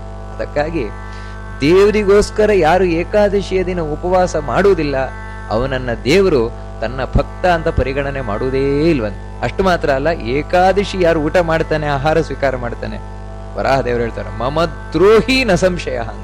ಅವನೇ ನನ್ನ ದ್ರೋಹಿ. ಅವನು ಏನು ಮಾಡಿದ್ರು, ಅವನು ದೇವಸ್ಥಾನಕ್ಕೆ ಬರಲಿ, ಕೃಷ್ಣ ದೇವಸ್ಥಾನಕ್ಕೆ ಬರಲಿ, ಕೃಷ್ಣನ ಪೂಜೆ ಮಾಡ್ಲಿ, ಏನು ಮಾಡಿದ್ರು ಕೂಡ ಅದೆಲ್ಲ ಬೂಟಾಟಿಕೆ ಆಗ್ತದೆ. ಯಾವಾಗ ದೇವರಿಗೋಸ್ಕರ ಏನನ್ನು ತ್ಯಾಗ ಮಾಡ್ಲಿಕ್ಕೆ ಸಿದ್ಧ ಇಲ್ಲ ಅವನು ಮಾಡಿದ್ದೆಲ್ಲವೂ ಬೂಟಾಟಿಕೆ. ಅಪ್ಪನಿಗೆ ಎಷ್ಟು ಬೇಕಾದ್ರೂ ಹೊಗಳ್ಳಿ, ಅಪ್ಪನಿಗೆ ಪ್ರಶಸ್ತಿ ಕೊಡ್ಲಿ, ಏನ್ ಮಾಡಿದ್ರು ಕೂಡ ಅಪ್ಪನಿಗೋಸ್ಕರ ಏನನ್ನು ತ್ಯಾಗ ಮಾಡೋದಿಲ್ಲ ಅಂತ ಹೇಳಿದ್ರೆ ಮಗ ಇಲ್ಲಪ್ಪ, ನಿಮಗೆ ನಾನು ಏನು ತ್ಯಾಗ ಮಾಡುದಿಲ್ಲ, ಅಂದ್ರೆ ಏನನ್ನು ನನ್ನ ಸುಖ ಬಿಡ್ಲಿಕ್ಕೆ ತಯಾರಿಲ್ಲ. ಅಪ್ಪ ಅವನನ್ನು ಇಷ್ಟಪಡ್ತಾನೆ, ನಾ ಮಗನನ್ನ. ನಿನ್ನ ಪ್ರಶಸ್ತಿ ನನಗೆ ಬೇಕಾಗಿಲ್ಲ, ನನಗೋಸ್ಕರ ನೀನೇನು ಕೊಡ್ತೀಯ, ನನಗೋಸ್ಕರ ಏನ್ ಮಾಡ್ಲಿಕ್ಕೆ ಸಿಗ್ತಾ ಇದೆಯಾ. ಹಾಗೇನೆ ಅದಕ್ಕಾಗಿ ಇವನು ಜಾಗರಣೆ ಮಾಡಿದ, ನಿದ್ರೆಯನ್ನು ಬಿಟ್ಟ. ಮಾರನೇ ದಿನ ಮತ್ತೆ ಬೆಳಗ್ಗೆ ಬೇಗ ಆ ಜ್ಞಾನಿಗಳೊಟ್ಟಿಗೆ ಸ್ನಾನವನ್ನ ಮಾಡಿ ಮತ್ತೆ ತಾನು ಪೂಜಾದಿಗಳನ್ನ ಮಾಡಿ ದಾನ ದಕ್ಷಿಣೆ ಅಂದ್ರೆ ನೋಡಿ, ದ್ವಾದಶಿಯ ದಿನ ವಿಶೇಷವಾಗಿ ದಾನ ದಕ್ಷಿಣಾದಿಗಳನ್ನ ಕೊಡಬೇಕು ಅಂತ ಹೇಳ್ತಾರೆ. ಯಾರಿಗೆ ಅಂದ್ರೆ ಆ ಬ್ರಾಹ್ಮಣರಿಗೆ ಕೊಟ್ಟಿದ್ದಾರೆ. ತನ್ನಿಂದ ಏಕಾದಶಿ ವ್ರತವನ್ನ ಮಾಡಿಸಿದಿರಲ್ವಾ, ಇವರ ಸಹವಾಸದಿಂದ ನಾನು ಮಾಡ್ಲಿಕ್ಕಾಯ್ತು. ಅದಕ್ಕೆ ಹೇಳುದು, ಸಂಘವಾಗಲಿ ಸಾಧು ಸಂಘವಾಗಲಿ ಸಂಘದಿಂದ ಲಿಂಗದೇಹ ಭಂಗವಾಗಲಿ ಅಂತ. ಇವರ ಒಂದು ಸಹವಾಸದಿಂದ ನಾನು ಏಕಾದಶಿ ಮಾಡುವಾಗಾಯ್ತಲ್ವ, ಸಂತೋಷದಿಂದ ಅವರಿಗೆ ದಾನ ದಕ್ಷಿಣಾದಿಗಳನ್ನು ಕೊಟ್ಟಂತೆ, ಅವರಿಗೆ ಭೋಜನವನ್ನು ಹಾಕಿದ್ನಂತೆ, ತಾನು ಕೂಡ ಪಾರಣೆಯನ್ನ ಮಾಡಿದ್ನಂತೆ. ಅಂದ್ರೆ ದ್ವಾದಶಿಯ ದಿನ ಅಂದ್ರೆ ವ್ರತಕ್ಕೆ ಸಂಬಂಧಪಟ್ಟ ಭೋಜನಕ್ಕೆ ಪಾರಣೆ ಅಂತ ತಾನು ಬೆಳಗ್ಗೆ ಭೋಜನವನ್ನ ಮಾಡಿದನಂತೆ. ಈ ರೀತಿ ಮಾಡಿ ನಂತರ ಆ ಅತಿಥಿಗಳೇನು ಬಂದಿದ್ರು ಬ್ರಾಹ್ಮಣರು, ಅವರು ತಾವು ಮತ್ತೆ ಹೊರಟರು ಯಾತ್ರೆ. ಅಂದ್ರೆ ಏಕಾದಶಿ ಅಂತ ಕೂತಿದ್ರು ಇವನ್ ಮನೆಯಲ್ಲಿ, ಏಕಾದಶಿ ವ್ರತ ಮುಗೀತು. ಆಮೇಲೆ ತಾವು ಹೊರಟಾಗ ಸಂತೋಷದಿಂದ ಅವರನ್ನ ಕಳಿಸಿಕೊಟ್ಟಂತೆ. ಬಹಳ ಸಂತೋಷದಿಂದ, ನಿಮ್ಮಿಂದ ನನ್ನ ಜನ್ಮ ಸಾರ್ಥಕ ಆಯ್ತು ಅಂತ. ಇದು ಕೂಡ ಬಹಳ ಮುಖ್ಯವಾಗಿ ತಿಳ್ಕೊಳ್ಬೇಕಾದ್ರು. ಪ್ರೇಷಿತೋ ಭಕ್ತಿ ಪೂರ್ವೇಣ ಸದ್ಭಾವೇನ ತ್ವಯೈವ ಸಹ. ಎಲ್ಲ ಮಾಡಿಯೂ ಕೂಡ ಕಡೆಗೆ ನಾವು ದುಃಖ ಪಟ್ಟುಬಿಟ್ಟು ಅಂತ ಹೇಳಿದ್ರೆ ಮಾಡಿದ್ದೆಲ್ಲ ಹೋಗ್ಬಿಡ್ತದೆ. ಅಯ್ಯೋ, ನನ್ನ ಪ್ರಾರಬ್ಧ ಇವ್ರು ಬಂದದ್ರಿಂದಾಗಿ ನಾನು ಇಷ್ಟೆಲ್ಲ ಮಾಡ್ಬೇಕಾಗಿದ್ರೆ ನನ್ನ ಪಾಡಿಗೆ ನಾನು ಆರಾಮಾಗಿರ್ತಾ ಇದ್ದೆ ಅಂತ ಹೇಳಿ ಈ ರೀತಿ ಕಡೆಗೆ ಕೊರಗಿದೆ. ಅಂದ್ರೆ ಎಷ್ಟೋ ಕರ್ಮಗಳಲ್ಲಿ ನಾವ್ ಯಾಗತ್ತೆ ಅಂದ್ರೆ ಪುಣ್ಯ ಕರ್ಮವನ್ನೇನು ಮಾಡಿಬಿಡ್ತೇವೆ. ಮಾಡಿದ ಮೇಲೆ ಆಮೇಲೆ ಅಯ್ಯೋ ನನಗೆ ಇಷ್ಟ ಇರ್ಲಿಲ್ಲ. ಯಾವ ರೀತಿ ಅಂತ ಹೇಳಿದ್ರೆ, ಗಂಡನಿಗೆ ಇಷ್ಟ ಇರ್ಲಿಲ್ಲ, ಹೆಂಡತಿ ಕರ್ಕೊಂಡು ಹೋದ್ಲು ದೇವಸ್ಥಾನಕ್ಕೆ, ಬನ್ರಿ ಬನ್ರಿ ಬನ್ರಿ ಅಂತ. ದೇವಸ್ಥಾನಕ್ಕೆ ಬಂದ, ದೇವಸ್ಥಾನದ ನಮಸ್ಕಾರ ಎಲ್ಲ ಮಾಡಿದ, ಎಲ್ಲಕ್ಕೊಂದು ದಾನ ಕೊಟ್ಟ, ದೇವಸ್ಥಾನದ ನಮಸ್ಕಾರ ಮಾಡಿದ, ಸ್ತೋತ್ರ ಹೇಳಿದ, ಎಲ್ಲ ಮಾಡಿದ. ಹೊರಗೆ ಬಂದ ಮೇಲೆ ಯಾರೋ ಕೇಳಿದ್ರು, ಓ ದೇವಸ್ಥಾನಕ್ಕೆ ಬಂದ್ಬಿಟ್ಟಿದ್ದೀರಿ ಅಂತ. ಅಯ್ಯೋ ನನಗ್ ಬರ್ಲಿಕ್ಕೆ ಇಷ್ಟ ಇಲ್ರಿ, ಇವಳು ಕರ್ಕೊಂಬಂದು ಬಂದೆ ಅಷ್ಟೇ. ಈಗ ಹೇಳಿದ್ರೆ ಹೋಯ್ತು, ಪುಣ್ಯ ಎಲ್ಲ ಹೊರಟೋಯ್ತು ಅಂತ ಹೇಳಿದ್ರೆ, ನಾವು ಮಾಡುವುದೇನನ್ನು ಮಾಡ್ತೇವೆ, ಆದ್ರೆ ಮನಃಪೂರ್ವಕವಾಗಿ ಮಾಡದೇ ಇದ್ರೆ ಮಾಡಿದೆಲ್ಲ ಕಳ್ಕೊಂಡ್ಬಿಡ್ತೇವೆ. ಆದ್ರೆ ಈಗಾಗ್ಲಿಲ್ಲ. ನಿನಗೆ ಹೋದ ಜನ್ಮದಲ್ಲಿ ಕಶ್ಯಪರ ಹೇಳುವುದು, ಮಾಡಿದ್ಯಾ ಏಕಾದಶಿ ವ್ರತವನ್ನ, ಸಂತೋಷದಿಂದ ಮಾಡಿದ್ಯಾ, ಯಾರು ನಿನ್ನಿಂದ ಮಾಡಿಸಿದ್ರೆ ಅಷ್ಟನ್ನೆಲ್ಲ ಆ ಜ್ಞಾನಿಗಳನ್ನ ಸಂತೋಷದಿಂದ ಕಳಿಸಿಕೊಟ್ಯ. ಹೀಗೆ ಏಕಾದಶಿ ವ್ರತವನ್ನ ಮಾಡಿದ ಪ್ರಭಾವದಿಂದ ಅತಿಥಿಗಳನ್ನ ಸತ್ಕಾರ ಮಾಡಿದ, ಒಬ್ಬ ಬ್ರಾಹ್ಮಣರನ್ನ, ವೈಷ್ಣವರಾದ ಅತಿಥಿಗಳನ್ನ ಸತ್ಕಾರ ಮಾಡಿದ್ರಿಂದಾಗಿ ಸಂಗತ್ಯ ಬ್ರಾಹ್ಮಣ ಸೇವ ವಿಷ್ಣೋಶ್ಚೈವ ಪ್ರಸಾದತಃ ಭವಾನ್ ಬ್ರಾಹ್ಮಣತಾಂ ಪ್ರಾಪ್ತಃ ಸತ್ಯ ಧರ್ಮ ಸಮನ್ವಿತ. ಆ ಬ್ರಾಹ್ಮಣರ ಸಹವಾಸದಿಂದ ಏಕಾದಶಿ ವ್ರತ ಮಾಡಿದ್ರಿಂದಾಗಿ ವಿಷ್ಣುವಿನ ಅನುಗ್ರಹದಿಂದ, ಅಂದ್ರೆ ವಿಷ್ಣುವಿನ ಅನುಗ್ರಹ ಏಕಾದಶಿ ವ್ರತದ ಮೂಲಕ ಸ್ಪಷ್ಟವಾಗಿ ಆಗ್ತದೆ. ಉಳಿದಂದ್ರೆ ಏಕಾದಶಿ ವ್ರತವನ್ನ ಮಾಡ್ತಾ ನಾವೇನು ಪೂಜೆ ಜಪ ಸ್ತೋತ್ರ ಇದೆಲ್ಲ ಮಾಡ್ತೇವೆ, ಆಗ ಮಾತ್ರ ದೇವರ ಅನುಗ್ರಹ. ಅಂದ್ರೆ ಇದೊಂದು ಬಾಗಿಲಿದ್ದಾಗೆ, ಗೇಟ್ ಬಾಗಿಲಿದ್ದಾಗೆ ಏಕಾದಶಿ ವ್ರತ. ಅದು ಮಾಡಿದ್ರೆ ಉಳಿದದ್ದೆಲ್ಲ ದೇವರ ಅನುಗ್ರಹ ನಮಗೆ ಕಾಣಿಸ್ತದೆ. ಅದು ಹೇಗೆ ಕಾಣಿಸ್ತದೆ ಹೇಳ್ತಾರೆ ಕಶ್ಯಪರು. ನೋಡಿ, ಈ ಜನ್ಮದಲ್ಲಿ ನೀನು ಬ್ರಾಹ್ಮಣನಾಗಿ ಹುಟ್ಟಿದೀಯ. ಬ್ರಾಹ್ಮಣನಾಗಿ ಹುಟ್ಟಿದ್ಯಾ ಅಂದ್ರೆ ಜನವಾರ ಹಾಕೊಳ್ಳುವ ಬ್ರಾಹ್ಮಣ ಅಲ್ಲ. ಅಂದ್ರೆ ಜನವಾರ ಹಾಕುವ ಬ್ರಾಹ್ಮಣ ಅಂತ ಹೇಳಿದ್ರೆ ಅಪ್ಪ ಅಮ್ಮ ಬ್ರಾಹ್ಮಣ, ಇವನ್ ಬ್ರಾಹ್ಮಣ ಅಷ್ಟೇ ಹೊರತು ಬ್ರಾಹ್ಮಣ್ಯ ಇಲ್ಲ. ನೋಡಿ, ಅಂಥ ಬ್ರಾಹ್ಮಣ, ಇದು ಪ್ರಯೋಜನ ಇಲ್ಲ. ವಾಸ್ತವಿಕವಾಗಿ ಬ್ರಾಹ್ಮಣ ಜಾತಿಯಲ್ಲಿ ಹುಟ್ಟುವುದು ಪುಣ್ಯದ ಫಲ ಅಲ್ಲ. ಬ್ರಾಹ್ಮಣ ಜಾತಿಯಲ್ಲಿ ಹುಟ್ಟಿದ ಕೂಡಲೇ ಯಾರು ಪುಣ್ಯಾತ್ಮ ಆಗೋಲ್ಲ, ಅದನ್ನು ಇಲ್ಲಿ ಗಮನಿಸಬೇಕಾದದ್ದು ನಾವು. ಮತ್ತೆ ಬ್ರಾಹ್ಮಣ ಜಾತಿಯಲ್ಲಿ ಹುಟ್ಟಿ ಯಾರು ಬ್ರಾಹ್ಮಣ್ಯವನ್ನ ಹೊಂದಿರ್ತಾನೆ, ಏನು ಬ್ರಾಹ್ಮಣ್ಯ ಅಂತ ಹೇಳಿದ್ರೆ ಕ್ವಾಲಿಟಿ, ಬ್ರಾಹ್ಮಣನಲ್ಲಿ ಇರಬೇಕಾದ ಕ್ವಾಲಿಟಿ. ಯಾವ ರೀತಿ ಅಂದ್ರೆ ಮಾವಿನ ಹಣ್ಣು ಅಂತ ಹೇಳಿದ ಕೂಡಲೇ ಎದುರಿಗೆ ಕಂಡು ಕೂಡಲೇ ಮಾವಿನ ಹಣ್ಣು ಆಗೋಲ್ಲ ಅದು. ಯಾಕಂದ್ರೆ ಪ್ಲಾಸ್ಟಿಕ್ಕಿನಿಂದ ಮಾವಿನ ಹಣ್ಣು ಕೂಡ ಚಂದ ಹೊರಗಿನಿಂದ ಕಾಣಿಸ್ತದೆ. ಮತ್ತೆ ನಾವು ಮಾವಿನ ಹಣ್ಣು ಅಂತ ಏನನ್ನು ಗುರುತಿಸ್ತೇವೆ ಹೇಳಿ, ಅದರಲ್ಲಿರುವಂತಹ ರುಚಿ, ಅದರ ಪರಿಮಳ, ಇದು ಆರ್ಟಿಫಿಷಿಯಲ್ ಹಣ್ಣಲ್ಲಿ ಬರೋಲ್ಲ. ಅದೇ ಆರ್ಟಿಫಿಷಿಯಲ್ ಬ್ರಾಹ್ಮಣ ಅಂತ ಹೇಳಿದ್ರೆ ಬರೀ ಜನವಾರ ಹಾಕೊಂಡವ. ಮತ್ತೆ ನಿಜವಾದ ಬ್ರಾಹ್ಮಣ ಯಾರು ಅಂದ್ರೆ ಸತ್ಯ ಧರ್ಮ ಸಮನ್ವಿತ ಅಂತ. ಯಾರು ಸತ್ಯವಂತನಾಗಿರ್ತಾನೆ, ಯಾರು ಧರ್ಮನಿಷ್ಠನಾಗಿರ್ತಾನೆ, ಅವನು ನಿಜವಾದ ಬ್ರಾಹ್ಮಣ. ನೋಡಿ, ಇವತ್ತು ನೀನು ಬ್ರಾಹ್ಮಣನಾಗ ಬಂದಿದೆಯಾ, ಅದರಿಂದಾಗಿಯೇ ನೀನು ಬ್ರಾಹ್ಮಣನಾಗಿ ಬ್ರಾಹ್ಮಣ್ಯ ಹೊಂದಿದವನಾಗಿದೆಯಾ. ಹೇಗಂತ ಹೇಳಿದ್ರೆ ನಿನ್ನಲ್ಲಿ ಸತ್ಯನಿಷ್ಠೆ ಇದೆ, ಧರ್ಮನಿಷ್ಠೆ ಇದೆ. ಅದು ಎಷ್ಟು ಸ್ಪಷ್ಟ ಅಂದ್ರೆ, ಇಲ್ಲದೆ ಇದ್ರೆ ಇಷ್ಟು ಅಳ್ತಾ ಕೂತಾ ಇದ್ದ ಸೋಮಶರ್ಮ. ಅಯ್ಯೋ ನನ್ನ ಹತ್ರ ದುಡ್ಡಿಲ್ಲ. ಮತ್ತೇನ್ ಮಾಡ್ತಾ ಇದ್ದ ಅಂದ್ರೆ, ದುಡ್ಡು ಸಂಪಾದನೆ ಮಾಡ್ಲಿಕ್ಕೆ ಯಾವ್ದಾದ್ರೂ ಕೆಟ್ಟ ಮಾರ್ಗ ಹಿಡಿತಾ ಇದ್ದ. ಯಾಕಂದ್ರೆ ದುಡ್ಡು ಸಂಪಾದನೆ ಮಾಡ್ಲಿಕ್ಕೆ ಕಷ್ಟ ಏನಿಲ್ಲ, ನ್ಯಾಯ ಮಾರ್ಗದಿಂದ ಧರ್ಮ ಮಾರ್ಗದಿಂದ ಸಂಪಾದನೆ ಮಾಡಬೇಕು ಅಂತ ಹೇಳಿದ್ರೆ ಮಾತ್ರ ಕಷ್ಟ. ಸುಳ್ಳು ಹೇಳಿ ದಗಲ್ಬಾಜಿ ಮಾಡಿ ದುಡ್ಡು ಸಂಪಾದನೆ ಮಾಡ್ತಾನೆ ಅಂದ್ರೆ ಬೇಕಾದಾಗೆ ಮಾಡ್ಬೋದು. ಅನ್ಯಾಯ ಮಾರ್ಗವನ್ನು ಹಿಡಿದು ದುಡ್ಡು ಸಂಪಾದನೆ ಮಾಡ್ತಾನೆ ಬೇಕಾದಷ್ಟು ಮಾಡ್ಬೋದು. ಅದಕ್ಕೆ ನೀನು ಕೈ ಹಾಕ್ಲಿಲ್ಲ. ಕಾರಣ ಏನಂದ್ರೆ ನಿನ್ನ ಒಳಗಿದ್ದ ಬ್ರಾಹ್ಮಣ್ಯ ನೋಡಿ. ಅದಕ್ಕಾಗಿಯೇ ನೀವು ಪುರಾಣದ ಕಥೆಗಳಲ್ಲಿ ಕೇಳಿರಬಹುದು, ಹಿಂದೆ ಒಬ್ಬ ಬಡ ಬ್ರಾಹ್ಮಣನಿದ್ದ. ಬ್ರಾಹ್ಮಣ ಅಂದ್ರೆ ಬಡವ ಅಂತಾನೆ. ಕಾರಣ ಏನು ಅಂತ ಹೇಳಿದ್ರೆ ಅವನು ಸುಳ್ಳು ಹೇಳಲಿಕ್ಕೆ ಹೋಗ್ತಾ ಇರ್ಲಿಲ್ಲ, ಸತ್ಯ ನುಡಿತಾ ಇದ್ದ, ಧರ್ಮ ಮಾರ್ಗವನ್ನ ಮಾಡ್ತಾ ಇದ್ದು, ಧರ್ಮ ಬಿಟ್ಟು ಹೋಗ್ತಾ ಇರ್ಲಿಲ್ಲ. ಅದರಿಂದಾಗಿಯೇ ಬ್ರಾಹ್ಮಣನಿಗೆ ಶ್ರೀಮಂತಿಕೆ ಬರುವುದು ಕಮ್ಮಿ ಇರ್ತಾ ಇತ್ತು. ಆದರೆ ಅವನಿಗೆ ಬರುವ ಶ್ರೀಮಂತಿಕೆ ಏನಿದು, ಅದು ದೇವರ ಅನುಗ್ರಹದಿಂದ ಸಿಗುವ ಶ್ರೀಮಂತಿಕೆ, ನಿಜವಾದ ಶ್ರೀಮಂತಿಕೆ. ಯಾಕಂದ್ರೆ ಅನ್ಯಾಯ ಮಾರ್ಗದಿಂದ ಪಡೆದದಲ್ಲ. ಅದಕ್ಕೆ ಹೇಳ್ತಾರೆ, ತೇನ ವ್ರತ ಪ್ರಭಾವೇಣ ತ್ವಯಾ ಪ್ರಾಪ್ತಂ ಮಹಾಕುಲಂ ಭೂಸುರಾಣ ಮಹಾಪ್ರಾಜ್ಞ ಸತ್ಯ ಧರ್ಮ ಸಮಾವಿನ. ನೋಡಿ, ಅದಕ್ಕಾಗಿಯೇ ಈ ಜನ್ಮದಲ್ಲಿ ಆ ವಿಷ್ಣುವಿನ ಅನುಗ್ರಹದಿಂದಾಗಿ ಒಳ್ಳೆ ಕುಲದಲ್ಲಿ ಹುಟ್ಟಿ ಬಂದಿದ್ಯಾ ಅಂತ ಹೇಳಿದ್ರೆ, ನಿನ್ನ ಜೀನ್ಸ್ ಅಲ್ಲೂ ಕೂಡ ಒಳ್ಳೆ ಬ್ರಾಹ್ಮಣ್ಯ ಹರ್ಕೊಂಡ್ ಬಂದಿದೆ, ನಿನ್ನಲ್ಲಿಯೂ ಕೂಡ ಒಳ್ಳೆ ಬ್ರಾಹ್ಮಣ್ಯ ಇವತ್ತಿದೆ. ಅಂದ್ರೆ ಸತ್ಯ ಧರ್ಮ ಇದೇ ಬ್ರಾಹ್ಮಣ್ಯ. ಬ್ರಾಹ್ಮಣರು ಯಾವತ್ತೂ ಸುಳ್ಳು ಹೇಳಬಾರದು, ಬ್ರಾಹ್ಮಣರು ಯಾವತ್ತೂ ಅಧರ್ಮ ಮಾರ್ಗವನ್ನು ಹಿಡಿಬಾರದು. ಅದೆರಡು ನಿನ್ನಲ್ಲಿ ಕಾಣ್ಲಿಕ್ಕೆ ಆಗ್ತಾ ಇದೆ. ಧರ್ಮ ಮಾರ್ಗದಲ್ಲಿದ್ಯಾ, ಸತ್ಯ ಮಾರ್ಗದಲ್ಲಿದ್ಯಾ. ಇದು ಹಿಂದೆ ನೀನು ಏಕಾದಶಿ ವ್ರತವನ್ನ ಮಾಡಿದರ ಪುಣ್ಯದ ಫಲ. ಅಂದ್ರೆ ಇದರಿಂದ ಪದ್ಮಪುರಾಣ ತಿಳಿಸ್ತದೆ, ಏಕಾದಶಿ ವ್ರತವನ್ನ ಮಾಡುವುದರಿಂದ ಏನು ನಮಗೆ ಲಾಭ ಉಂಟು. ಮುಖ್ಯವಾಗಿ ಸನ್ಮಾರ್ಗದಲ್ಲಿ ನಾವು ನಡೀಲಿಕ್ಕೆ ಸಾಧ್ಯವಾಗ್ತದೆ. ತಸ್ಮೈತು ಬ್ರಾಹ್ಮಣಾಯೈವ ವೈಷ್ಣವಾಯ ಮಹಾತ್ಮನೆ ಶ್ರದ್ಧೆಯ ಸತ್ಯಭಾವೇನ ದತ್ತಮನ್ನಂ ಸುಸಂಸ್ಕೃತಂ ತೇನ ದಾನ ಪ್ರಭಾವೇನ ಮಿಷ್ಟಾನ್ನಂ ಉಪತಿಷ್ಠತಿ ಮಹಾಮೋಹೈ ಪ್ರಮುಗ್ಧೋ ಹಿ ತೃಷ್ಣಯ ವ್ಯಾಪಿತಮ್ಮನ. ಆ ಅತಿಥಿಗಳೇನು ಬ್ರಾಹ್ಮಣರು ಬಂದಿದ್ರು, ಒಳ್ಳೆ ಜ್ಞಾನಿಗಳು, ವೈಷ್ಣವರು, ಅವರಿಗೆ ಅನ್ನದಾನವನ್ನ ಮಾಡಿದ್ರಿಂದ, ಅದು ಖುಷಿಯಿಂದ ಮಾಡಿದ್ರಿಂದಾಗಿ ಈ ಜನ್ಮದಲ್ಲಿ ಅನ್ನಕ್ಕೆ ಕೊರತೆ ಆಗಿಲ್ಲ. ದುಡ್ಡಿಲ್ಲ ಅಂತ ನೀನು ಕೊರಗತಿಯ ಹೊರತು ಹೊಟ್ಟೆಗಿಲ್ಲ ಅಂತ ಕೊರಗತಾ ಇಲ್ಲ. ಪ್ರತಿದಿನವೂ ಕೂಡ ನೀನು ಮೃಷ್ಟಾನ್ನ ಭೋಜನವನ್ನು ಉಣ್ತಾ ಇದ್ಯಾ. ಅದು ಹಿಂದೆ ಬ್ರಾಹ್ಮಣರಿಗೆ ಭೋಜನ ಹಾಕಿದಂತಹ ಪುಣ್ಯ. ಆದ್ರೆ ಏನ್ ಮಾಡ್ತೀಯ, ಲೋಭಿತನವನ್ನು ಮಾಡ್ಬಿಟ್ಟಿಯಲ್ವಾ. ಅದು ಬಿಟ್ಟು ಉಳಿದ ಹಾಗೆ ಲೋಭಿತನವನ್ನ ಮಾಡಿದ್ದೇನೆ, ಬಹಳಷ್ಟು ಲೋಭಿತನವನ್ನ ಮಾಡ್ತೀಯ. ಅದಕ್ಕಾಗಿ ಈ ಜನ್ಮದಲ್ಲಿ ನಿನಗೆ ಮಕ್ಕಳಿಲ್ಲ, ಈ ಜನ್ಮದಲ್ಲಿ ನಿನಗೆ ದುಡ್ಡಿಲ್ಲ. ಹಾಗಂತೇಳಿ ಕೊರಗಬೇಕಾದ ಅವಶ್ಯಕತೆ ಏನಿಲ್ಲ. ಯಾಕಂತ ಹೇಳಿದ್ರೆ ನಾವು ತಪ್ಪು ಮಾಡೇ ಮಾಡ್ತೇವೆ. ಮನುಷ್ಯ ಪಾಪ ಮಾಡುವುದೇನು ದೊಡ್ಡದಲ್ಲ, ಆದರೆ ಆ ಪಾಪಕ್ಕೆ ಪ್ರಾಯಶ್ಚಿತ್ತವನ್ನ ಮಾಡ್ಕೊಳ್ಳದೆ ಇರುವುದು ದೊಡ್ಡದು. ನಿನಗೆ ನೀನೇನು ಪಾಪ ಮಾಡಿದ್ಯಾ ಹೋದ ಜನ್ಮದಲ್ಲಿ, ಅದಕ್ಕೆ ಪ್ರಾಯಶ್ಚಿತ್ತ ಮಾಡ್ಕೊ. ಅಂದ್ರೆ ನಾನು ಇನ್ನು ಮುಂದೆ ಆ ರೀತಿ ಮಾಡೋಲ್ಲ ಸಂಕಲ್ಪ ಮಾಡು. ಹೋದ ಜನ್ಮದ ಗೊತ್ತಾಯ್ತು ನಿಂದ ಏನ್ ತಪ್ಪು ಅಂತ. ಆ ತಪ್ಪು ಮರುಕಳಿಸಬಾರದು ನಿನಗೆ.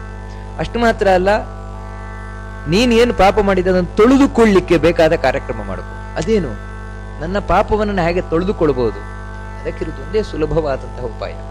ಏನಂತ ಹೇಳಿದ್ರೆ, ಸುಪುತ್ರಂಚ ಕುಲಂ ವಿಪ್ರ ಧನಂ ಧಾನ್ಯಂ ಧರಾ ಸ್ತ್ರೀಯ ಸುಜನ್ಮ ಮರಣಂಚೈವ ಸುಭೋಗಾ ಸುಖಮೇವ ಚ ರಾಜ್ಯಂ ಸ್ವರ್ಗಶ್ಚ ಮೋಕ್ಷಶ್ಚ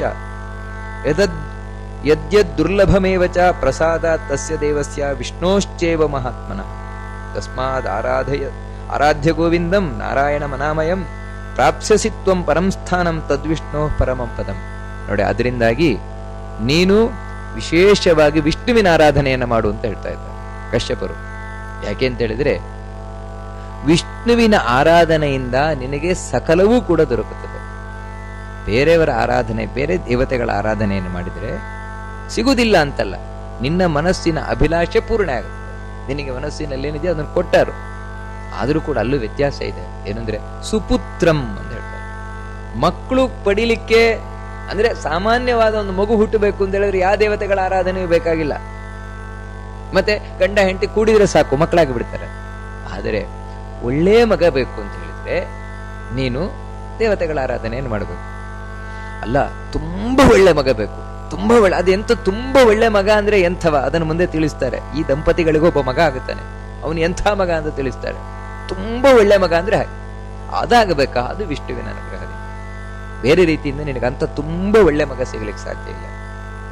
ಹಾಗೆ ಅಷ್ಟು ಮಾತ್ರ ಅಲ್ಲ, ಕುಲಂ ವಿಪ್ರ, ಒಳ್ಳೆ ಕುಲದಲ್ಲಿ ನಾನು ಹುಟ್ಟಿ ಬರಬೇಕು ಅಂತ ನಿನಗೆ ಆಸೆ ಇದೆಯಾ? ಈ ಜನ್ಮದಲ್ಲಿ ಹಾಗೂ ಹುಟ್ಟು ಬಂದ್ಬಿಟ್ಟಿದ್ದೇನೆ, ಮುಂದಿನ ಜನ್ಮದಲ್ಲಿ ಹೀಗಾಗಬಾರ್ದಪ್ಪ, ನಾನು ಒಳ್ಳೆ ಕುಲದಲ್ಲಿ ಹುಟ್ಟಿ ಬರಬೇಕು. ಯಾಕಂದ್ರೆ ಅವಾಗ ಏನಂದ್ರೆ ಸಣ್ಣಲ್ಲಿಂದಲೂ ನನಗೆ ಒಳ್ಳೆ ವಾತಾವರಣ ಸಿಗುತ್ತದೆ, ಮತ್ತೆ ಒಳ್ಳೆ ಕುಲವನ್ನ ಸೇರಬೇಕು, ಒಳ್ಳೆ ಕುಲದಲ್ಲಿ ಇರಬೇಕು. ಇಂಥ ಆಸೆ ನಿನಗಿದೆಯಾ? ವಿಷ್ಣುವಿನ ಆರಾಧನೆ ವಿಶೇಷವಾಗಿ ಅದೇ ರೀತಿ ಧನಂ ಧಾನ್ಯಂ, ನನಗೆ ದುಡ್ಡು ಬೇಕು, ಬರೀ ದುಡ್ಡಲ್ಲ. ಯಾಕಂದ್ರೆ ದುಡ್ಡು ಬೇಕು ಅಂತ ಹೇಳಿದ್ರೆ ದೇವರ ಆರಾಧನೆ ಮಾಡಬೇಕಾಗಿಲ್ಲ, ಕೊಲೆ ಸುಲಿಗೆ ಮಾಡಿದ್ರೆ ದುಡ್ಡು ಸಿಗತ್ತೆ. ಆದ್ರೆ ನಿನಗೆ ಒಳ್ಳೆಯ ದುಡ್ಡು ಬೇಕಾ? ಯಾವ ದುಡ್ಡು ಒಂದೊಂದು ಪೈಸವೂ ನಮಗೆ ಪುಣ್ಯ ತಂದು ಕೊಡ್ತದ ಅಂಥ ದುಡ್ಡು, ಅಂತಹ ಒಳ್ಳೆಯ ದುಡ್ಡು ಬೇಕು ಅಂತ ಹೇಳಿದ್ರೆ ವಿಷ್ಣುವಿನ ಆರಾಧನೆ. ಅದೇ ರೀತಿ ಒಳ್ಳೆಯ ಧಾನ್ಯ ಅಲ್ಲ, ಧಾನ್ಯದಲ್ಲಿ ಏನು ಒಳ್ಳೇದು? ಅಂಗಡಿಗೆ ಹೋದ್ರೆ ಸಾಮಾನು ಕೊಡ್ತಾರಲ್ವಾ, ನೀವು ಬೆಸ್ಟ್ ಕ್ವಾಲಿಟಿ ಅದು ಕೊಡಿ, ಯಾಕಂದ್ರೆ ನಿಮ್ ಫಸ್ಟ್ ಕ್ವಾಲಿಟಿ ಬೇಕಾ ಸೆಕೆಂಡ್ ಕ್ವಾಲಿಟಿ ಬೇಕಾ ಕೇಳ್ತಾರೆ. ಅದೇನ್ ಕೇಳ್ತೇವೆ, ಅದು ದುಡ್ಡು ಹೆಚ್ಚು ಕೊಟ್ರೆ ಫಸ್ಟ್ ಕ್ವಾಲಿಟಿ ಕೊಡ್ತಾರಲ್ವ. ಅಂದ್ರೆ ನಿಜವಾಗಿ ಒಳ್ಳೆಯ ಧಾನ್ಯ ಅಂದ್ರೆ ಯಾವ ಧಾನ್ಯ ಕೇವಲ ನಮ್ಮ ದೇಹ ಪೋಷಣೆ ಮಾತ್ರ ಅಲ್ಲ, ಮನಸ್ಸನ್ನು ಬುದ್ಧಿಯನ್ನು ದೃಢಪಡಿಸ್ತದೋ, ಸಾಧನೆಯ ಕಡೆಗೆ ಕರ್ಕೊಂಡು ಹೋಗುತ್ತದೋ ಅಂತಹ ಧಾನ್ಯ. ಯಾಕಂದ್ರೆ ನಾವು ತಿನ್ನುವ ಆಹಾರ ಬರೀ ದೇಹ ಪೋಷಣೆಗೆ ಮಾತ್ರ ಕಾರಣ ಅಲ್ಲ. ಋಷಿಮುನಿಗಳು ಬಹಳ ಸ್ಪಷ್ಟವಾಗಿ ಹೇಳ್ತಾರೆ, ತನ್ನಮಶಿಧಂ ತ್ರೇಧಾ ವಿಧೀಯತೆ. ಆ ರೀತಿ ನಮ್ಮ ಮನಸ್ಸಿನ ಬೆಳವಣಿಗೆಗೆ, ಬುದ್ಧಿಯ ಬೆಳವಣಿಗೆಗೆ ಕಾರಣ ಆಗುತ್ತೆ. ಅಂತ ಪೌಷ್ಟಿಕಾಂಶದ ಆಹಾರ, ಅಂತ ಆಹಾರ ಬೇಕು ಅಂತ ಹೇಳಿದ್ರೆ ವಿಷ್ಣುವಿನ ಅನುಗ್ರಹದಿಂದ. ಇಲ್ಲದೆ ಇದ್ರೆ ಇವತ್ತು ನಾವು ತಿಂತೇವಲ್ಲ ಅಂತ ಆಹಾರ, ಅಂದ್ರೆ ಇವತ್ತು ದುಡ್ಡು ಕೊಟ್ಟರೂ ಕೂಡ ಫಸ್ಟ್ ಕ್ವಾಲಿಟಿಯ ಬೇಳೆ ಕಾಳು ಅಂತ ನಾವು ತಗೊಂಬಂದ್ರೂ ಕೂಡ ಅದೆಲ್ಲವೂ ವಿಷಭರಿತವಾದದ್ದು. ಯಾಕಂದ್ರೆ ಎಲ್ಲ ಕೆಮಿಕಲ್ ಹಾಕಿರುವಂಥದ್ದು ಹೊರತು ಶುದ್ಧವಾದ ಆಹಾರ ಅಲ್ಲ. ಶುದ್ಧವಾದ ಆಹಾರ ಬೇಕು ಅಂತ ಹೇಳಿದ್ರೆ ಅದು ವಿಷ್ಣುವಿನ ಅನುಗ್ರಹದಿಂದ ಮಾತ್ರ ಸಾಧ್ಯ ಅಂತ ಹೇಳ್ತಾರೆ. ಹಾಗೆ ನೀನು ಒಳ್ಳೆಯ ರೀತಿಯಿಂದ ಹುಟ್ಟಿ ಬರುವಂತಹದ್ದು. ಯಾಕೆ ಒಳ್ಳೆ ರೀತಿಯಿಂದ ಹುಟ್ಟಿ ಬರುವುದು ಅಂತ ಹೇಳಿದ್ರೆ, ಕೆಲವು ಮಕ್ಕಳು ಹುಟ್ಟಿ ಬರುವುದು ಒಳ್ಳೆದಾಗಿ ಹುಟ್ಟಿ ಬರೋಲ್ಲ, ಸಿಸೇರಿಯನ್ ಮೂಲಕವೇ ಬರುವುದು. ಬಂದ ಮೇಲೆ ಸಣ್ಣಲ್ಲೇ ಈ ಮಗುವಿಗೆ ಹಾರ್ಟ್ ಅಲ್ಲಿ ಹೋಲಿದೆ ಅಂದ್ರೆ ನೋಡಿ, ಸಣ್ಣಲ್ಲೇ ಹುಟ್ಟಿದ ಮಗುವಿಗೆ ಇಂಥದ್ದೆಲ್ಲ ನಾವು ಕಾಣ್ತೇವಲ್ಲ. ಇದ್ಯಾವುದು ತಾಪತ್ರಯ ಇಲ್ಲದೆ ನೀನು ಹುಟ್ಟಿ ಬರಬೇಕಾ? ಹುಟ್ಟುವುದು ಮಾತ್ರ ಅಲ್ಲ, ಹುಟ್ಟುವುದಕ್ಕಿಂತಲೂ ಮುಖ್ಯ ಸಾವು. ಸುಖವಾಗಿ ನೀನು ಮರಣವನ್ನು ಹೊಂದಬೇಕಾ? ಸುಖ ಮರಣ ಬೇಕಾ ನಿನಗೆ? ಎಲ್ಲವೂ ದೊರೆಯುವಂಥದ್ದು ವಿಷ್ಣುವಿನ ಅನುಗ್ರಹ. ಅದಕ್ಕಾಗಿಯೇ ನಮ್ಮ ಪ್ರಾಚೀನರು ದೇವರ ಹತ್ರ, ವಿಷ್ಣುವಿನ ಹತ್ರ ಪ್ರತಿದಿನ ಕೇಳ್ತದ್ದು ಅನಾಯಾಸೇನ ಮರಣಂ ವಿನಾ ದೈನ್ಯೇನ ಜೀವನ. ದೇವರೇ, ಅನಾಯಾಸವಾಗಿ ಮರಣವನ್ನು ಕೊಡು. ಆಸ್ಪತ್ರೆಯನ್ನು ಸೇರಿ ಒದ್ದಾಡಿ 1 ತಿಂಗಳು 2 ತಿಂಗಳು ಇಂಟೆನ್ಸಿವ್ ಕೇರ್ ಅಲ್ಲಿ ಇದ್ದು ಒದ್ದಾಡಿಕೊಂಡು ಕಡೆಗೆ ಆ ಕಡೆ ಸಾಯ್ಲಿಕ್ಕೂ ಇಲ್ಲ, ಬದುಕಲಿಕ್ಕೂ ಇಲ್ಲ, ಒಂದು ಆರ್ಟಿಫಿಷಿಯಲ್ ರೆಸ್ಪಿರೇಷನ್ ಕೊಟ್ಕೊಂಡು ಆ ಕಡೆ ಸಾಯ್ಲಿಕ್ಕಿಲ್ಲ, ಬದುಕಲಿಕ್ಕಿಲ್ಲ, ಕುಟುಂಬದವರಿಟ್ಟು ಮಾತಾಡ್ಲಿಕ್ಕಿಲ್ಲ. ಇದು ಏನು ಅಂತ ಹೇಳಿದ್ರೆ ಇಲ್ಲೇ ನರಕ ದರ್ಶನ. ಈ ರೀತಿಯೆಲ್ಲ ಒದ್ದಾಡಿಕೊಂಡು ಸಾಯುವ ಒಂದು ದೌರ್ಭಾಗ್ಯ ಯಾವತ್ತಿಗೂ ಬೇಡ ಅಂತಿದ್ರೆ ನಿಮಗೆ. ಬದುಕಿರುವಷ್ಟು ತನಕ ಕೈಕಾಲ ಗಟ್ಟಿ ಇರಬೇಕು, ಇನ್ನೊಬ್ಬರ ಹಂಗಿನಲ್ಲಿ ಬೀಳಬಾರದು. ಮತ್ತೆ ನಾವು ಅನಾಯಾಸವಾಗಿ ಯಾವ ರೀತಿ ಸಜ್ಜನರು ಪುಣ್ಯಾತ್ಮರು ಸಾಯ್ತಾರೆ ಆ ರೀತಿ ಸಾಯಬೇಕು. ಈ ಆಸೆ ಇದೆಯಾ? ವಿಷ್ಣುವಿನ ಆರಾಧನೆ ನೋಡಿ. ಅದಕ್ಕೋಸ್ಕರವೇ ಅನಾಯಾಸೇನ ಮರಣಂ ವಿನಾ ದೈನ್ಯೇನ ಜೀವನಂ ದೇಹಿಮೇ ಕೃಪಯಾ ಕೃಷ್ಣ ತ್ವಯಿ ಭಕ್ತಿ ಮಚಂಚಲ. ನಮ್ಮ ಪ್ರಾಚೀನರು ಪ್ರಾರ್ಥನೆ ಮಾಡ್ತಾ ಇದ್ದು, ನಿನ್ನಲ್ಲಿ ಭಕ್ತಿ ಕೊಡು. ಅದಕ್ಕಾಗಿ, ಯಾಕಂದ್ರೆ ವಿಷ್ಣುವಿನ ಆರಾಧನೆಗೆ ಮುಖ್ಯ ಬೇಕಾದದ್ದು ಭಕ್ತಿ ತಾನೆ. ಭಕ್ತಿ ಇಲ್ಲದೆ ಇದ್ರೆ ಆರಾಧನೆ ಆಗೋಲ್ಲ, ಬುಟಾಟಿಕೆ ಆಗ್ಬಿಡ್ತದೆ, ಎಲ್ಲವೂ ಬುಟಾಟಿಕೆ ಆಗ್ತದೆ. ಅದಕ್ಕೆ ಭಕ್ತಿಯಿಂದ ವಿಷ್ಣುವಿನ ಆರಾಧನೆ ಮಾಡಿದ್ರೆ ಒಳ್ಳೆಯ ಜನ್ಮ, ಒಳ್ಳೆಯ ಮರಣ, ಒಳ್ಳೆಯ ಪತ್ನಿ, ಒಳ್ಳೆಯ ಪುತ್ರರು, ಧನ ಧಾನ್ಯ, ರಾಜ್ಯ, ಕಡೆಗೆ ಮೋಕ್ಷ ಎಲ್ಲವೂ ನಿನಗೆ ಸಿಗುತ್ತದೆ. ಅಂದ್ರೆ ವಿಷ್ಣುವಿನ ಅನುಗ್ರಹದಿಂದ ದೊರೆಯದೇ ಇದ್ದದ್ದು ಯಾವುದೂ ಇಲ್ಲ. ಕಿಮಲಭ್ಯಂ ಭಗವತಿ ಪ್ರಸನ್ನೇ ಶ್ರೀನಿಕೇತನ ಅಂತ ಭಾಗವತದಲ್ಲಿ ಇದನ್ನೇ ಸ್ಪಷ್ಟಪಡಿಸ್ತಾರೆ ಶುಕಾಚಾರ್ಯರು. ವಿಷ್ಣು ಅನುಗ್ರಹ ಮಾಡಿದ ಅಂದ್ರೆ ದೊರೆಯದೇ ಇದ್ದದ್ದು ಏನಿದೆ? ಅದಕ್ಕಾಗಿ ವಿಷ್ಣುವಿನ ಆರಾಧನೆ ಮಾಡು ಅಂತ ಹೇಳಿ ಕಶ್ಯಪರು ಆ ಸೋಮಶರ್ಮನಿಗೆ ಹೇಳಿ, ಇದಿಷ್ಟು ನಿನಗೆ ಹೇಳಿದ್ದೇನೆ, ನಿನ್ನ ಹಿಂದಿನ ಜನ್ಮದ ಕಥೆಯನ್ನ, ನೀನು ಏನು ತಪ್ಪು ಮಾಡಿದ್ಯಾ ಅದನ್ನ, ಇನ್ನೇನು ಮಾಡಬೇಕಾಗಿದೆ ಅದನ್ನ ನಾನು ತಿಳಿಸಿದ್ದೇನೆ ಅಂತ. ಸೋಮಶರ್ಮನಿಗೆ ಬಹಳ ಸಂತೋಷ ಆಯ್ತು, ಧನ್ಯನಾದೆ ಅಂತ ಹೇಳ್ತಾನೆ. ಸ್ವಾಮಿ, ನಿಮ್ಮಂತಹ ಗುರುಗಳು ಸಿಕ್ಕಿ. ಯಾಕಂದ್ರೆ ಗುರುಗಳು ಅಂದ್ರೆ ಇಂಥವ್ರು. ನಮಗೆ ಯಾರು ಸನ್ಮಾರ್ಗವನ್ನು ತೋರಿಸುವುದು ಅಂದ್ರೆ ಹೀಗೆ, ನಾನು ಹೇಗೆ ಉದ್ಧಾರ ಆಗ್ತೇನೆ, ಆ ಮಾರ್ಗವನ್ನ, ನನ್ನ ತಪ್ಪೇನಿದೆ ಅದನ್ನ ನನಗೆ ತಿಳಿಸಿ ನಾನು ಹೇಗೆ ಉದ್ಧಾರ ಆಗಬೇಕು, ಆ ಮಾರ್ಗದರ್ಶನವನ್ನ ಮಾಡುವವರು ನಿಜವಾದ ಗುರುಗಳು. ಅಂಥವ್ರು ಎಲ್ಲಿ ಸಿಗ್ತಾರೆ ಇವತ್ತು ನಮಗೆ? ಅದಕ್ಕಾಗಿ ಈ ಸೋಮಶರ್ಮನಿಗೆ ನೋಡಿ, ಹಿಂದೆ ಆ ಯಾರು ಸಜ್ಜನರಿದ್ದಾರೆ ಆ ಜ್ಞಾನಿಗಳ ಸಹವಾಸದಿಂದ, ಏಕಾದಶಿಯ ವ್ರತದಿಂದ ಈ ಜನ್ಮದಲ್ಲಿ ಕಶ್ಯಪರಂತವರು ಗುರುಗಳವನಿಗೆ ಸಿಕ್ಕಿದ್ರು, ಜ್ಞಾನೋಪದೇಶ ಮಾಡುವವರು. ಅವರ ಉಪದೇಶವನ್ನು ಪಡೆದ, ಮತ್ತೆ ಮನೆಗೆ ಬಂದು ತನ್ನ ಪತ್ನಿಯಾದ ಸುಮನಳಿಗೆ ಎಲ್ಲ ವಿಷಯ ಹೇಳಿದ. ಯಾಕಂದ್ರೆ ಅವಳೇ ತಾನೇ ಕಳಿಸ್ಕೊಟ್ಟದ್ದು. ಆ ಹೆಂಡತಿಯ ಬಗ್ಗೆ ಅವನಿಗೆ ಭಾರಿ ಹೆಮ್ಮೆ. ಅವಳಿಗೆಲ್ಲ ವಿಷಯ ಹೇಳಿದ. ಅವಳ ಹತ್ರ ಎಲ್ಲವನ್ನು ಕೇಳಿ ಒಂದು ಮಾತು ಹೇಳ್ತಾಳೆ, ಹರ್ಷೇಣ ಯುಕ್ತ ತಮುವಾಚಕಾಂತಂ ಪುಣ್ಯೋಸಿ ವಿಪ್ರೇಣ ವಿಬೋಧಿತೋಸಿ. ಸ್ವಾಮಿ, ನೀವು ಭಾರಿ ಪುಣ್ಯಾತ್ಮರು ಅಂತ ಹೇಳ್ತಾರೆ. ಭಾರಿ ಪುಣ್ಯ ಮಾಡಿದ್ದೀರಿ ನೀವು. ಏನು ಅಂತ ಹೇಳಿದ್ರೆ ಕಶ್ಯಪರಿಂದ ಉಪದೇಶ ಪಡೆದು ಬಂದ್ರಲ್ಲ. ಕಶ್ಯಪರಿಂದ ಉಪದೇಶ ಪಡೆದು ಬಂದ್ರಿ ಅಂದ್ರೆ ಸಾಮಾನ್ಯ ಪುಣ್ಯ ಅಲ್ಲ. ಅಲ್ಲ, ಅಷ್ಟೂ ಪುಣ್ಯ ಏನ್ ಮಾಡಿದ? ಓದು ಜನ್ಮದಲ್ಲಿ ಲೋಭಿ ಮಹಾಲೋಭಿ ಅಂತ ನಾವು ಕೇಳಿದ್ದೇವೆ. ಅಂದ್ರೆ ಒಂದು ಏಕಾದಶಿ ವ್ರತ ಅನ್ನುವಂಥದ್ದು ಎಷ್ಟು ಪುಣ್ಯ ತಂದು ಕೊಡುತ್ತದೆ. ಅದು ಕ್ರಮ ಪ್ರಕಾರವಾಗಿ ಮನಃಪೂರ್ವಕವಾಗಿ ಭಕ್ತಿಪೂರ್ವಕವಾಗಿ ಸಜ್ಜನರ ಸಹವಾಸದೊಂದಿಗೆ ಏಕಾದಶಿ ವ್ರತವನ್ನ ಮಾಡಿದ್ರೆ ಎಷ್ಟು ಪುಣ್ಯ ತಂದು ಕೊಡುತ್ತದೆ ಅನ್ನುವುದಕ್ಕೆ ಇದು ಸಾಕ್ಷಿ. ಅದು ಅವನು ಎಲ್ಲ ಪಾಪವನ್ನು ಒಂದು ರೀತಿ ಹೊಡೆದಾಕ್ಬಿಟ್ಟಿತ್ತು. ಅದು ಇಲ್ಲಿದ್ರೆ ಅವನ ಪಾಪದ ಎದುರಿಗೆ ಕಶ್ಯಪರ ಮುಖ ನೋಡ್ಲಿಕ್ಕೆ ಅವನಿಗೆ ಅವಕಾಶ ಸಿಗ್ತಾ ಇರಲಿಲ್ಲ. ಆದರೆ ಆ ಏಕಾದಶಿ ವ್ರತದ ಮಹಿಮೆಯಿಂದಾಗಿ, ಆ ಸಜ್ಜನರ ವೈಷ್ಣವರ ಸೇವೆ ಮಾಡಿದ ಪುಣ್ಯದಿಂದಾಗಿ ಅವನಿಗೆ ಕಶ್ಯಪರ ಮುಖ ನೋಡ್ಲಿಕ್ಕಾಯ್ತು, ಅವರ ಹತ್ರ ಉಪದೇಶ ಪಡೀಲಿಕ್ಕಾಯ್ತು. ಅದಕ್ಕೆ ಹೇಳ್ತಾಳೆ, ನೀವು ಪುಣ್ಯಾತ್ಮರಿದ್ದೀರಿ. ಒಂದು ರೀತಿಯಿಂದ ನಾನು ಪುಣ್ಯಾತ್ಮಳು ಅಂತ ಅವಳ ಮನಸ್ಸಿನಲ್ಲಿ. ಯಾಕಂದ್ರೆ ನಿಮ್ಮಂತವ್ರ ಕೈ ಹಿಡಿತಿರುವ ಮುಂದೆ ಆ ಕಶ್ಯಪರೇನು ಉಪದೇಶ ಕೊಟ್ಟಿದ್ದಾರೆ ವಿಷ್ಣುವಿನ ಆರಾಧನೆ ಮಾಡುವಂತ. ಆ ವಿಷ್ಣುವಿನ ಆರಾಧನೆಯನ್ನ ಆ ಸೋಮಶರ್ಮ ತನ್ನ ಪತ್ನಿ ಸುಮನಾಳೊಂದಿಗೆ ಮಾಡ್ತಾನೆ. ಅದೇನು ಅಂತ ಮತ್ತೆ ಮುಂದೆ